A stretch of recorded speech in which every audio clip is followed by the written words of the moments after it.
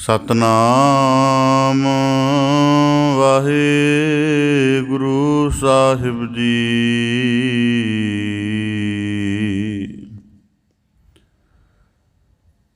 ਕਬੀਰ ਤੂੰ ਕਰਤਾ ਤੂੰ ਹੁਆ, ਮੁਝ ਮਹਿ ਰਹਾ ਨ ਹੂੰ।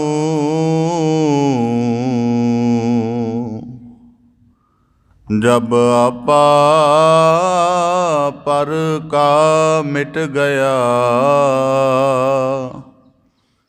ਜਤ ਦੇਖੋ ਤਤ ਤੂੰ।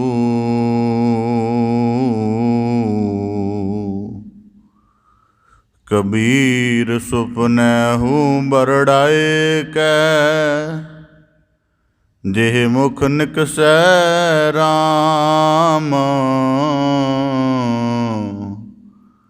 ਤਾਕੇ ਪਗ ਕੀ ਭਾਨਹੀ, ਮੇਰੇ ਤਨ ਕੋ ਜਾਮ। ਬਦ ਬਖਤ ਹਮ ਚੋ ਬਖੀਲ ਗਾਫਿਲ, ਬੇਨਜ਼ਰ ਬੇਬਾਕ। ਨਾਨਕ ਬਗੋਇਦ ਜਨ ਤੁਰਾ, ਤੇਰੇ ਚਾਕਰਾਂ ਪਖਾਕ। ਰਤੇ ਸੇਈ ਜੇ ਮੁਖ ਨਾ ਮੋੜਨ, ਜਿਨੇ ਸਿੰਜਾਤਾ ਸਾਈ। ਚੜ੍ਹ ਚੜ੍ਹ ਪਵਦੇ ਕੱਚੇ ਬਿਰਹੀ,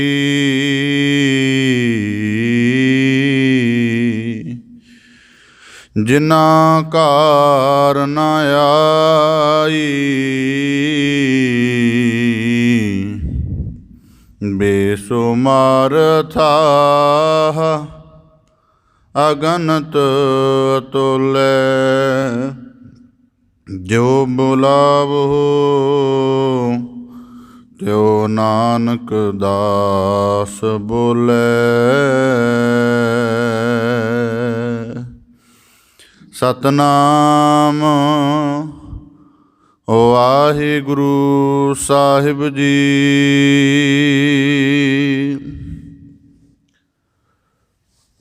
ਬਿਰਹਾ ਬਿਰਹਾ ਆਖੀਐ, ਬਿਰਹਾ ਤੂੰ ਸੁਲਤਾਨ। ਫਰੀਦਾ ਜਿਤ ਤਨ ਬਿਰਹੋ ਨ ਉਪਜੈ, ਸੋ ਤਨ ਜਾਣ ਮਸਾਨ। ਫਰੀਦਾ ਏ ਵਿਸ ਗੰਧਲਾ, ਧਰੀਆਂ ਖੰਡ ਲਿਵਾੜ। ਇਕ ਰਾਹੇ ਦੇ ਰਹਿ ਗਏ, ਇਕ ਰਹਦੀ ਗਏ ਉਜਾੜ। ਫਰੀਦਾ ਚਾਰ ਗਵਾਇਆ ਹੰਢ ਕੈ, ਚਾਰ ਗਵਾਇਆ ਸਮ। ਲੇਖਾ ਰੱਬ ਮੰਗੇਸੀਆ, ਤੂੰ ਆਹੋ ਕਿਹ ਦੇ ਕੰਮ। ਵਾਹਿਗੁਰੂ ਜੀ ਕਾ ਖਾਲਸਾ, ਵਾਹਿਗੁਰੂ ਜੀ ਕੀ ਫਤਿਹ। ਧੰਨ ਧੰਨ ਸਤਿਗੁਰੂ ਗੁਰੂ ਗਰੀਬ ਨਿਵਾਜ, ਪਤਿਤ ਪਾਵਨ ਭਗਤ ਵਛਲ, ਕਿਰਪਾ ਨਿਧ ਦਇਆ ਨਿਧ ਕਰੁਣਾ ਨਿਧ ਸਤਿਗੁਰੂ ਸ੍ਰੀ ਗੁਰੂ ਗ੍ਰੰਥ ਸਾਹਿਬ ਜੀ ਦੀਨ ਦਇਆਲ ਪਾਤਸ਼ਾਹ, ਜਿਨ੍ਹਾਂ ਦੀ ਅਪਾਰ ਮਿਹਰਮਤ ਹੈ, ਅਥਾਹ ਬਖਸ਼ਿਸ਼ ਹੈ। ਸਤਿਗੁਰੂ ਸਾਹਿਬ ਜੀ ਨੇ ਆਪਣੀ ਪਾਵਨ ਪਵਿੱਤਰ ਮੁਬਾਰਕ ਚਰਨ ਸ਼ਰਨ ਹਜ਼ੂਰੀ ਦੇ ਅੰਤਰਗਤ ਸਤਸੰਗਤ ਰੂਪ ਵਿੱਚ ਜੁੜਨ ਦਾ ਸ਼ਬਦ ਦੇ ਅਭਿਆਸ ਨਾਲ ਆਪਣੇ ਮਨੁੱਖਾ ਜੀਵਨ ਦੀ ਅਧਿਆਤਮਿਕ ਸਫਲਤਾ ਨੂੰ ਪ੍ਰਾਪਤ ਕਰਨ ਦਾ ਅਮੋਲਕ ਅਵਸਰ ਬਖਸ਼ਿਸ਼ ਕੀਤਾ ਹੈ ਜੀ। ਆਪ ਜੀ ਬੜੇ ਸੁਭਾਗਸ਼ਾਲੀ ਹੋ ਜੋ ਆਪਣੇ ਜੀਵਨ ਦੀ ਸਭ ਤੋਂ ਉੱਤਮ ਸ਼੍ਰੇਸ਼ਟ ਅਤੀ ਲਾਭਦਾਇਕ ਕਰਮਸ਼ੀਲਤਾ ਨੂੰ ਧਾਰਨ ਕਰਦਿਆਂ ਸਤਿਗੁਰੂ ਕੀ ਮਿਹਰ ਦੇ ਪਾਤਰ ਬਣਨ ਦਾ ਨਿਰਮਲ ਯਤਨ ਕਰ ਰਹੇ ਹੋ ਜੀ। ਸਤਿਗੁਰੂ ਕੀ ਅਪਾਰ ਕਿਰਪਾ ਸਦਕਾ ਭਗਤ ਸਿਰਮੌਰ ਮਹਾਨ ਸੂਫੀ ਸੰਤ ਗੰਜੇ ਸ਼ਕਰ ਬਾਬਾ ਸ਼ੇਖ ਫਰੀਦ ਸਾਹਿਬ ਜੀ ਤਿਨਾਂ ਦੇ ਪਾਵਨ ਕਲਾਮ ਸ਼ਲੋਕਾਂ ਦੀ ਲੜੀਵਾਰ ਆਪ ਜੀ ਵਿਚਾਰ ਸ਼ਰਵਣ ਕਰ ਰਹੇ ਹੋ ਜੀ। ਪਾਵਨ ਸ਼ਲੋਕਾਂ ਦੀ ਲੜੀਵਾਰ ਵਿਚਾਰ ਦੇ ਨਾਲ ਜੁੜਨ ਦਾ ਯਤਨ ਕਰੀਏ। ਵਿਚਾਰ ਪ੍ਰਾਰੰਭ ਕਰਨ ਤੋਂ ਪਹਿਲਾਂ ਬੜੇ ਅਦਬ ਸਹਿਤ ਉਚਾਰਨ ਕਰੋ ਜੀ। ਸਤਿਨਾਮ ਸ੍ਰੀ ਵਾਹਿਗੁਰੂ ਸਾਹਿਬ ਜੀ। ਬਿਰਹਾ ਬਿਰਹਾ ਆਖੀਐ ਬਿਰਹਾ ਤੂੰ ਸੁਲਤਾਨ। ਜਿੱਥੇ ਸੰਸਾਰ ਦੇ ਵਿੱਚ ਮਿਲਾਪ ਦਾ ਬੜਾ ਚਾਅ ਹੈ ਅਤੇ ਵਿਛੋੜੇ ਦਾ ਬੜਾ ਦੁੱਖ ਮੰਨਿਆ ਜਾਂਦਾ ਹੈ, ਠੀਕ ਅਧਿਆਤਮਿਕ ਜਗਤ 'ਚ ਵੀ ਇਵੇਂ ਹੀ ਚੱਲਦਾ ਹੈ। ਪਰ ਜਗਤ ਦੇ ਵਿੱਚ ਮਿਲਾਪ ਹੋਣਾ ਜਾਂ ਵਿਛੋੜਾ ਹੋਣਾ ਇਹ ਬਹੁਤ ਵਾਰੀ ਮਨੁੱਖ ਦਾ ਜਾਂ ਕੁਦਰਤੀ ਨਿਯਮ ਦੇ ਉੱਪਰ ਨਿਰਭਰ ਹੈ। ਜਿਵੇਂ ਜਨਮ ਕਰਕੇ ਮਨੁੱਖਾਂ ਦਾ ਮਿਲਾਪ ਹੁੰਦਾ ਹੈ ਜਾਂ ਸਨੇਹ ਕਰਕੇ ਇੱਕ ਦੂਜੇ ਦੇ ਨਿਕਟ ਆਉਂਦੇ ਹਨ, ਅਤੇ ਮੌਤ ਕਰਕੇ ਵਿਛੋੜਾ ਹੋ ਜਾਂਦਾ ਹੈ ਜਾਂ ਜੀਵਨ ਦੇ ਵਿੱਚ ਕਿਸੇ ਹੋਰ ਕਾਰਨ ਕਰਕੇ ਮਨੁੱਖਾਂ ਵਿੱਚ ਦੂਰੀ ਬਣ ਜਾਂਦੀ ਹੈ। ਸੰਸਾਰ ਦੇ ਵਿੱਚ ਮਿਲਾਪ ਨੂੰ ਖੁਸ਼ੀ ਦਾ ਅਤੇ ਵਿਛੋੜੇ ਨੂੰ ਗਮੀ ਦਾ ਜਿਹੜਾ ਹੈ ਰੂਪ ਮੰਨਿਆ ਜਾਂਦਾ ਹੈ। ਤਾਂ ਬਾਬਾ ਫਰੀਦ ਸਾਹਿਬ ਜੀ ਅੱਜ ਦੇ ਸ਼ਲੋਕ ਦੇ ਅੰਤਰਗਤ ਸਾਨੂੰ ਵਿਛੋੜੇ ਦੇ ਸੰਬੰਧ ਵਿੱਚ ਬਿਰਹਾ ਸ਼ਬਦ ਦੀ ਵਰਤੋਂ ਕੀਤੀ ਹੈ।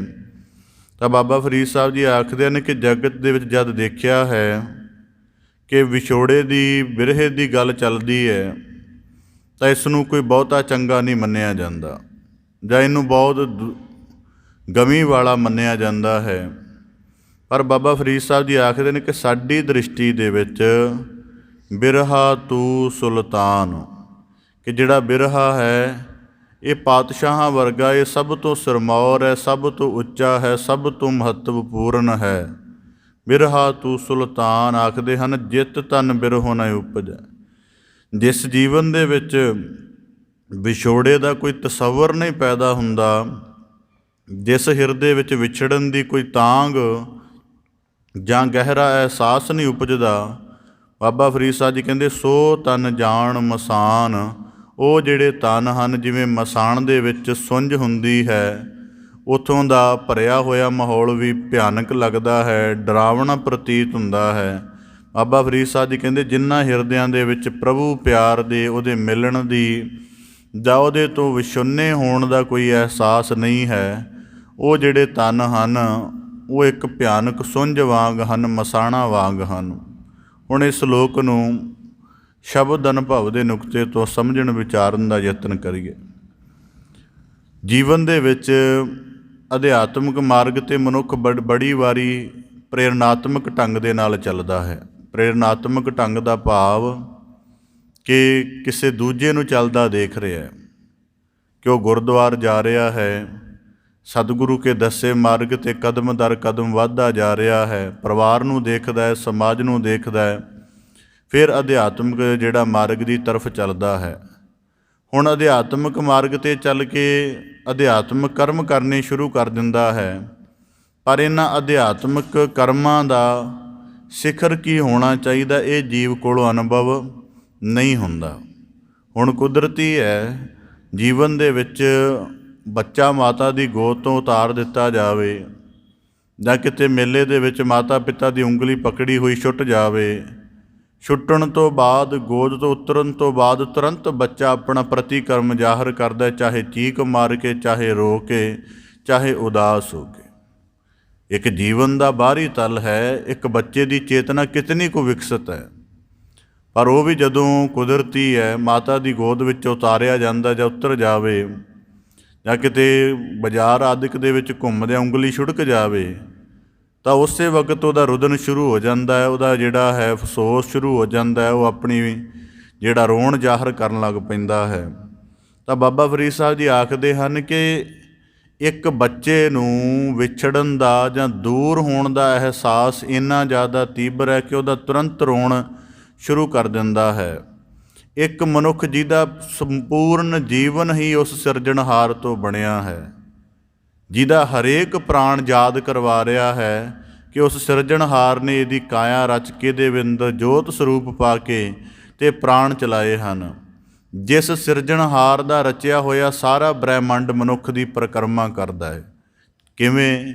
ਮਾਤਾ ਪਿਤਾ ਭੈਣ ਭਰਾ ਹਰ ਵਕਤ ਅੰਗ ਸੰਗ ਰਹਿੰਦੇ ਨੇ, ਪਦਾਰਥ ਅੰਗ ਸੰਗ ਰਹਿੰਦਾ ਹੈ, ਪਦਾਰਥ ਦੇ ਵਰਤਣ ਦੇ ਕਈ ਵਸੀਲੇ ਬਣੇ ਨੇ। ਕੁਦਰਤੀ ਸਾਰਾ ਬ੍ਰਹਿਮੰਡ ਬੰਦੇ ਦੀ ਸੇਵਾ ਵਿੱਚ ਲਾਇਆ ਹੋਇਆ ਉਸ ਸਿਰਜਣਹਾਰ ਨੇ। ਇੰਨਾ ਜ਼ਿਆਦਾ ਸਿਰਜਣਹਾਰ ਨੂੰ ਨੇੜੇ ਦੇਖ ਕੇ ਉਹਦੇ ਪ੍ਰਤਪਾਲਕ ਸਰੂਪ ਨੂੰ, ਉਹਦੇ ਰੱਖਿਅਕ ਸਰੂਪ ਨੂੰ, ਉਹਦੇ ਆਨੰਦ ਸਰੂਪ ਨੂੰ ਦੇਖ ਕੇ ਵੀ ਮਨੁੱਖ ਨੂੰ ਇਲਮ ਨਹੀਂ ਹੁੰਦਾ। ਇਸ ਕਰਕੇ ਸੂਫੀਆਂ ਨੇ ਕਿਹਾ ਕਿ ਮਿਲਾਪ ਤਾਂ ਉਹਦੀ ਕਿਰਪਾ 'ਤੇ ਹੈ, ਮਿਲਾਪ ਤਾਂ ਉਹਦੇ 'ਤੇ ਹੈ। ਸਾਡੇ ਕੋਲ ਇੰਨਾ ਹੈ ਕਿ ਵਿਛੜਨ ਦਾ, ਵਿਛੋੜੇ ਦਾ ਪੂਰਾ ਅਹਿਸਾਸ ਪੈਦਾ ਹੋ ਜਾਵੇ। ਇਸ ਕਰਕੇ ਸ਼ਮਸ ਤਬਰੇਜ਼ ਨੇ ਮੌਲਾਨਾ ਰੂਮ ਨੂੰ ਕਿਹਾ ਸੀ, ਮੌਲਾਨਾ ਰੂਮ ਜੀਵਨ ਦੇ ਵਿੱਚ ਮਿਲਾਪ ਦੀ ਚਾਹਤ ਛੱਡ ਦੇ, ਵਿਛੋੜੇ ਦੇ ਵਿੱਚ ਪੂਰਾ, ਬਿਰਹਾ ਦੇ ਵਿੱਚ ਪੂਰਾ ਜਿਹੜਾ ਹੈ ਫਨਾਹ ਹੋਣ ਦਾ ਢੰਗ ਸਿੱਖ ਲੈ। ਜਿਹੜਾ ਜੇ ਇਸ ਜਨਮ ਦੇ ਵਿੱਚ ਵਿਛੜੇ ਹੋਣ ਦੇ ਅਹਿਸਾਸ ਦੇ ਨਾਲ ਮਰ ਗਿਆ ਤਾਂ ਯਕੀਨਨ ਮਿਲਾਪ ਦਾ ਅਵਸਰ ਉਹ ਆਪ ਬਣਾਏਗਾ। ਇਸ ਕਰਕੇ ਬਾਬਾ ਫਰੀਦ ਸਾਹਿਬ ਜੀ ਆਖਦੇ ਹਨ, ਬਿਰਹਾ ਆਖੀਐ। ਇਸ ਦੇ ਸੰਬੰਧ ਵਿੱਚ ਬੁਰਾ ਆਖਦੇ ਹਨ, ਪਰ ਕਹਿੰਦੇ ਬਿਰਹਾ ਦੀ ਸਭ ਤੋਂ ਪਹਿਲੀ ਪਛਾਣ ਅਸੀਂ ਉਦੋਂ ਕੀਤੀ ਹੈ ਜਦੋਂ ਦੇਖਿਆ ਕਿ ਇੱਕ ਬੱਚਾ ਮਾਤਾ ਪਿਤਾ ਕੋਲੋਂ ਛੁੜਕ ਗਿਆ ਅਤੇ ਉਹਦਾ ਰੋਣਾ ਸ਼ੁਰੂ ਹੋ ਗਿਆ। ਫਿਰ ਸਮਝ ਆਈ ਕਿ ਮਾਤਾ ਪਿਤਾ ਮਿਲ ਵੀ ਜਾਣਗੇ, ਕੁਦਰਤੀ ਹੈ, ਮੇਲਾ ਹੈ, ਵੱਧ ਤੋਂ ਵੱਧ 2-3 ਕਿਲੋਮੀਟਰ ਦੇ ਵਿੱਚ ਲੱਗਾ ਹੈ।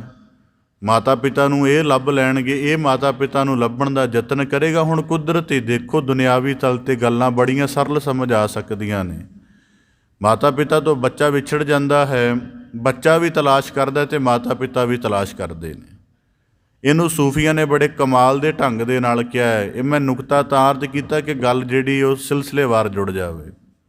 ਸੂਫੀਆਂ ਨੇ ਕਿਹਾ ਕਿ ਜਿਵੇਂ ਇੱਕ ਬੱਚਾ ਗਵਾਚਣ ਤੋਂ ਬਾਅਦ ਮਾਤਾ ਪਿਤਾ ਦੀ ਤਲਾਸ਼ ਕਰਦਾ, ਮਾਤਾ ਪਿਤਾ ਬੱਚੇ ਦੀ ਤਲਾਸ਼ ਕਰਦੇ ਨੇ, ਠੀਕ ਅਧਿਆਤਮਿਕ ਜਗਤ ਇਵੇਂ ਵੀ ਹੈ।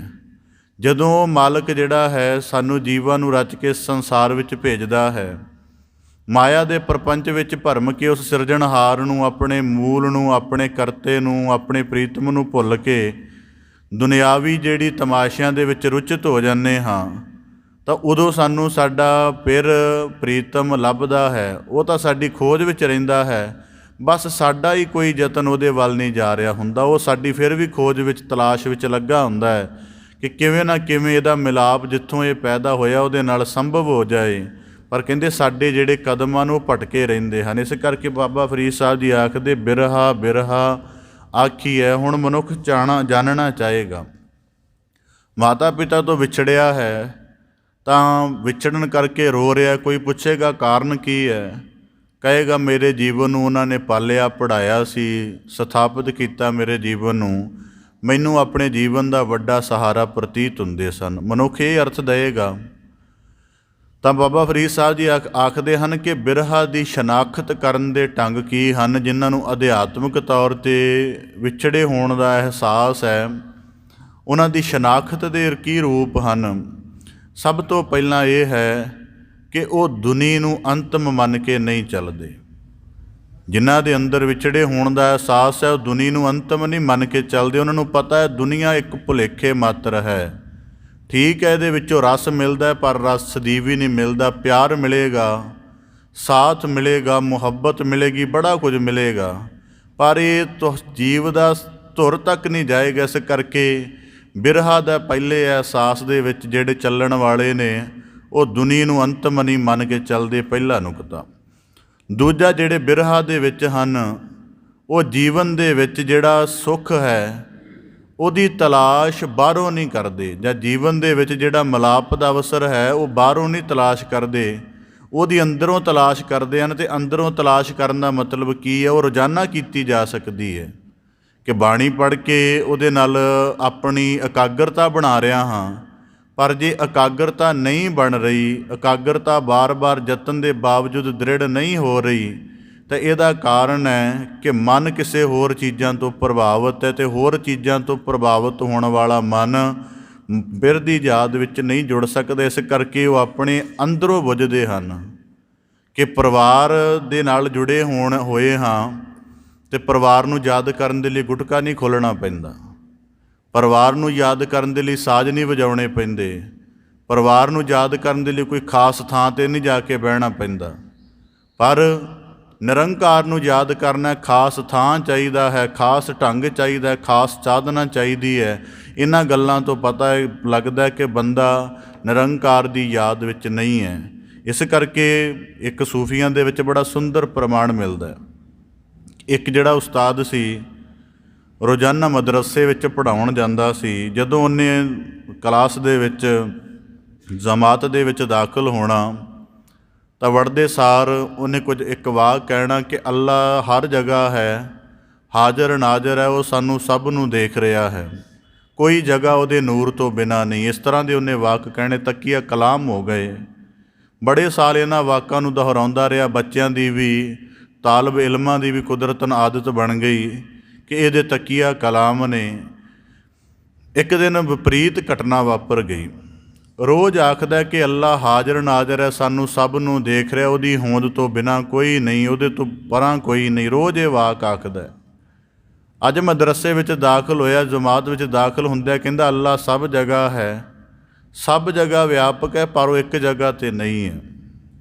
ਉਹਦੇ ਵਿਦਿਆਰਥੀ ਦੁਬਿਧਾ ਦੇ ਵਿੱਚ ਪੈ ਗਏ ਕਿ ਰੋਜ਼ ਇਹਦੀ ਗੱਲ ਸੁਣਦੇ ਸਾਂ ਔਰ ਪਹਿਲੀ ਗੱਲ ਸੱਚੀ ਸੀ, ਰੋਜ਼ ਹੈ, ਅੱਜ ਇਹਦੇ ਬੁੱਧੀ ਨੂੰ ਕੀ ਹੋ ਗਿਆ? ਅਤੇ ਵਿੱਚੋਂ ਵਿਦਿਆਰਥੀ ਕਹਿਣ ਲੱਗ ਪਏ ਕਿ ਇਹ ਗੱਲ ਗਲਤ ਹੈ। ਅਜੇ ਮੈਨੂੰ ਦੇਖਿਆ ਕਿ ਵਿਦਿਆਰਥੀਆਂ ਨੇ ਘੁਸਰ ਮੁਸਰ ਕਰਨੀ ਸ਼ੁਰੂ ਕਰ ਦਿੱਤੀ ਹੈ।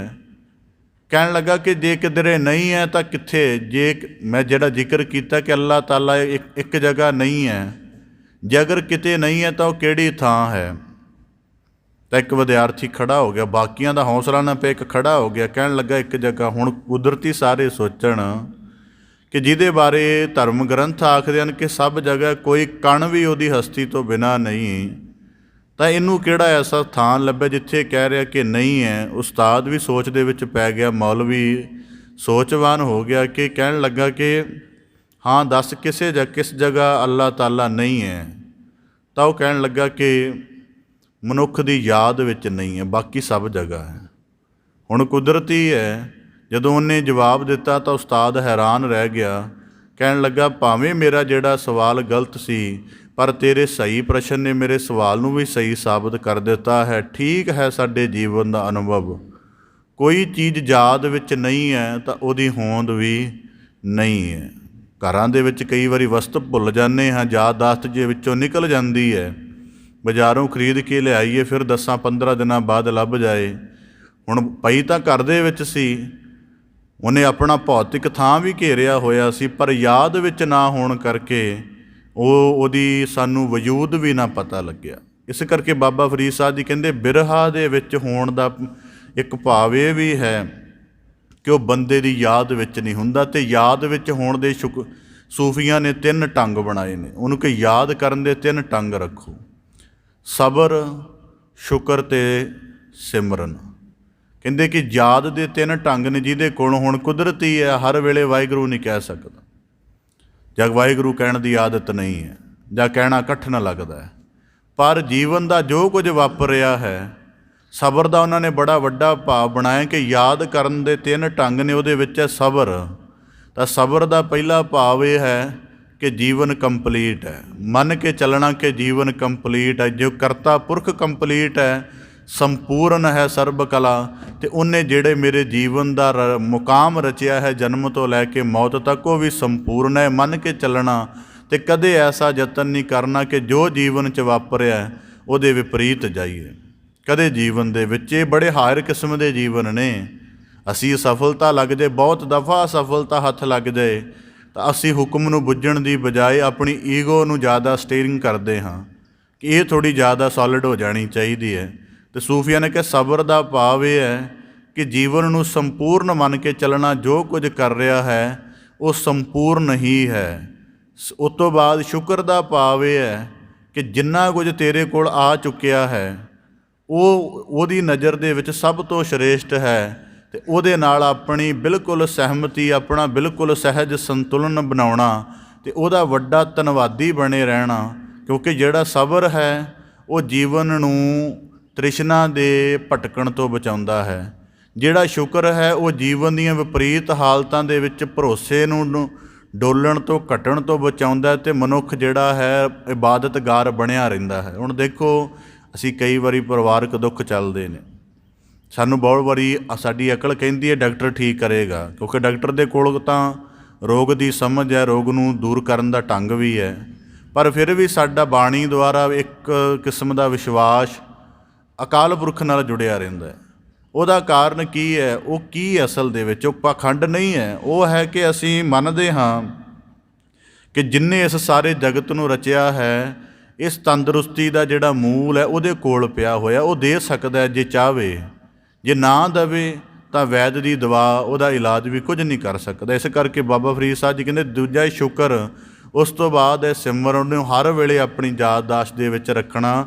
ਤਾਂ ਬਾਬਾ ਫਰੀਦ ਸਾਹਿਬ ਜੀ ਕਹਿੰਦੇ ਜਿਨ੍ਹਾਂ ਦੇ ਅੰਦਰ ਬਿਰਹਾ ਨਹੀਂ ਬਣਿਆ ਹੁੰਦਾ ਉਹਨਾਂ ਦੀ ਯਾਦ ਵਿੱਚ ਰੱਬ ਵੀ ਨਹੀਂ ਹੁੰਦਾ, ਉਹਨਾਂ ਦੀ ਜ਼ੁਬਾਨ 'ਤੇ ਵੀ ਨਹੀਂ ਜ਼ਿਕਰ ਹੁੰਦਾ, ਉਹਨਾਂ ਦੇ ਵਿਵਹਾਰ ਦੇ ਵਿੱਚ ਧੰਨਵਾਦ ਨਹੀਂ ਹੁੰਦਾ। ਇਸ ਕਰਕੇ ਸੂਫੀਆਂ ਨੇ ਇੱਕ ਦਫਾ ਕਿਸੇ ਸਾਧਕ ਨੇ ਕਿਸੇ ਸੂਫੀ ਨੂੰ ਪੁੱਛਿਆ, ਕੋਈ ਮਾਲਕ ਦਾ ਪਿਆਰਾ ਜਿਹਾ ਨਾਂ ਦੱਸ, ਰੱਬ ਦਾ ਪਿਆਰਾ ਜਿਹਾ ਨਾਂ ਦੱਸ।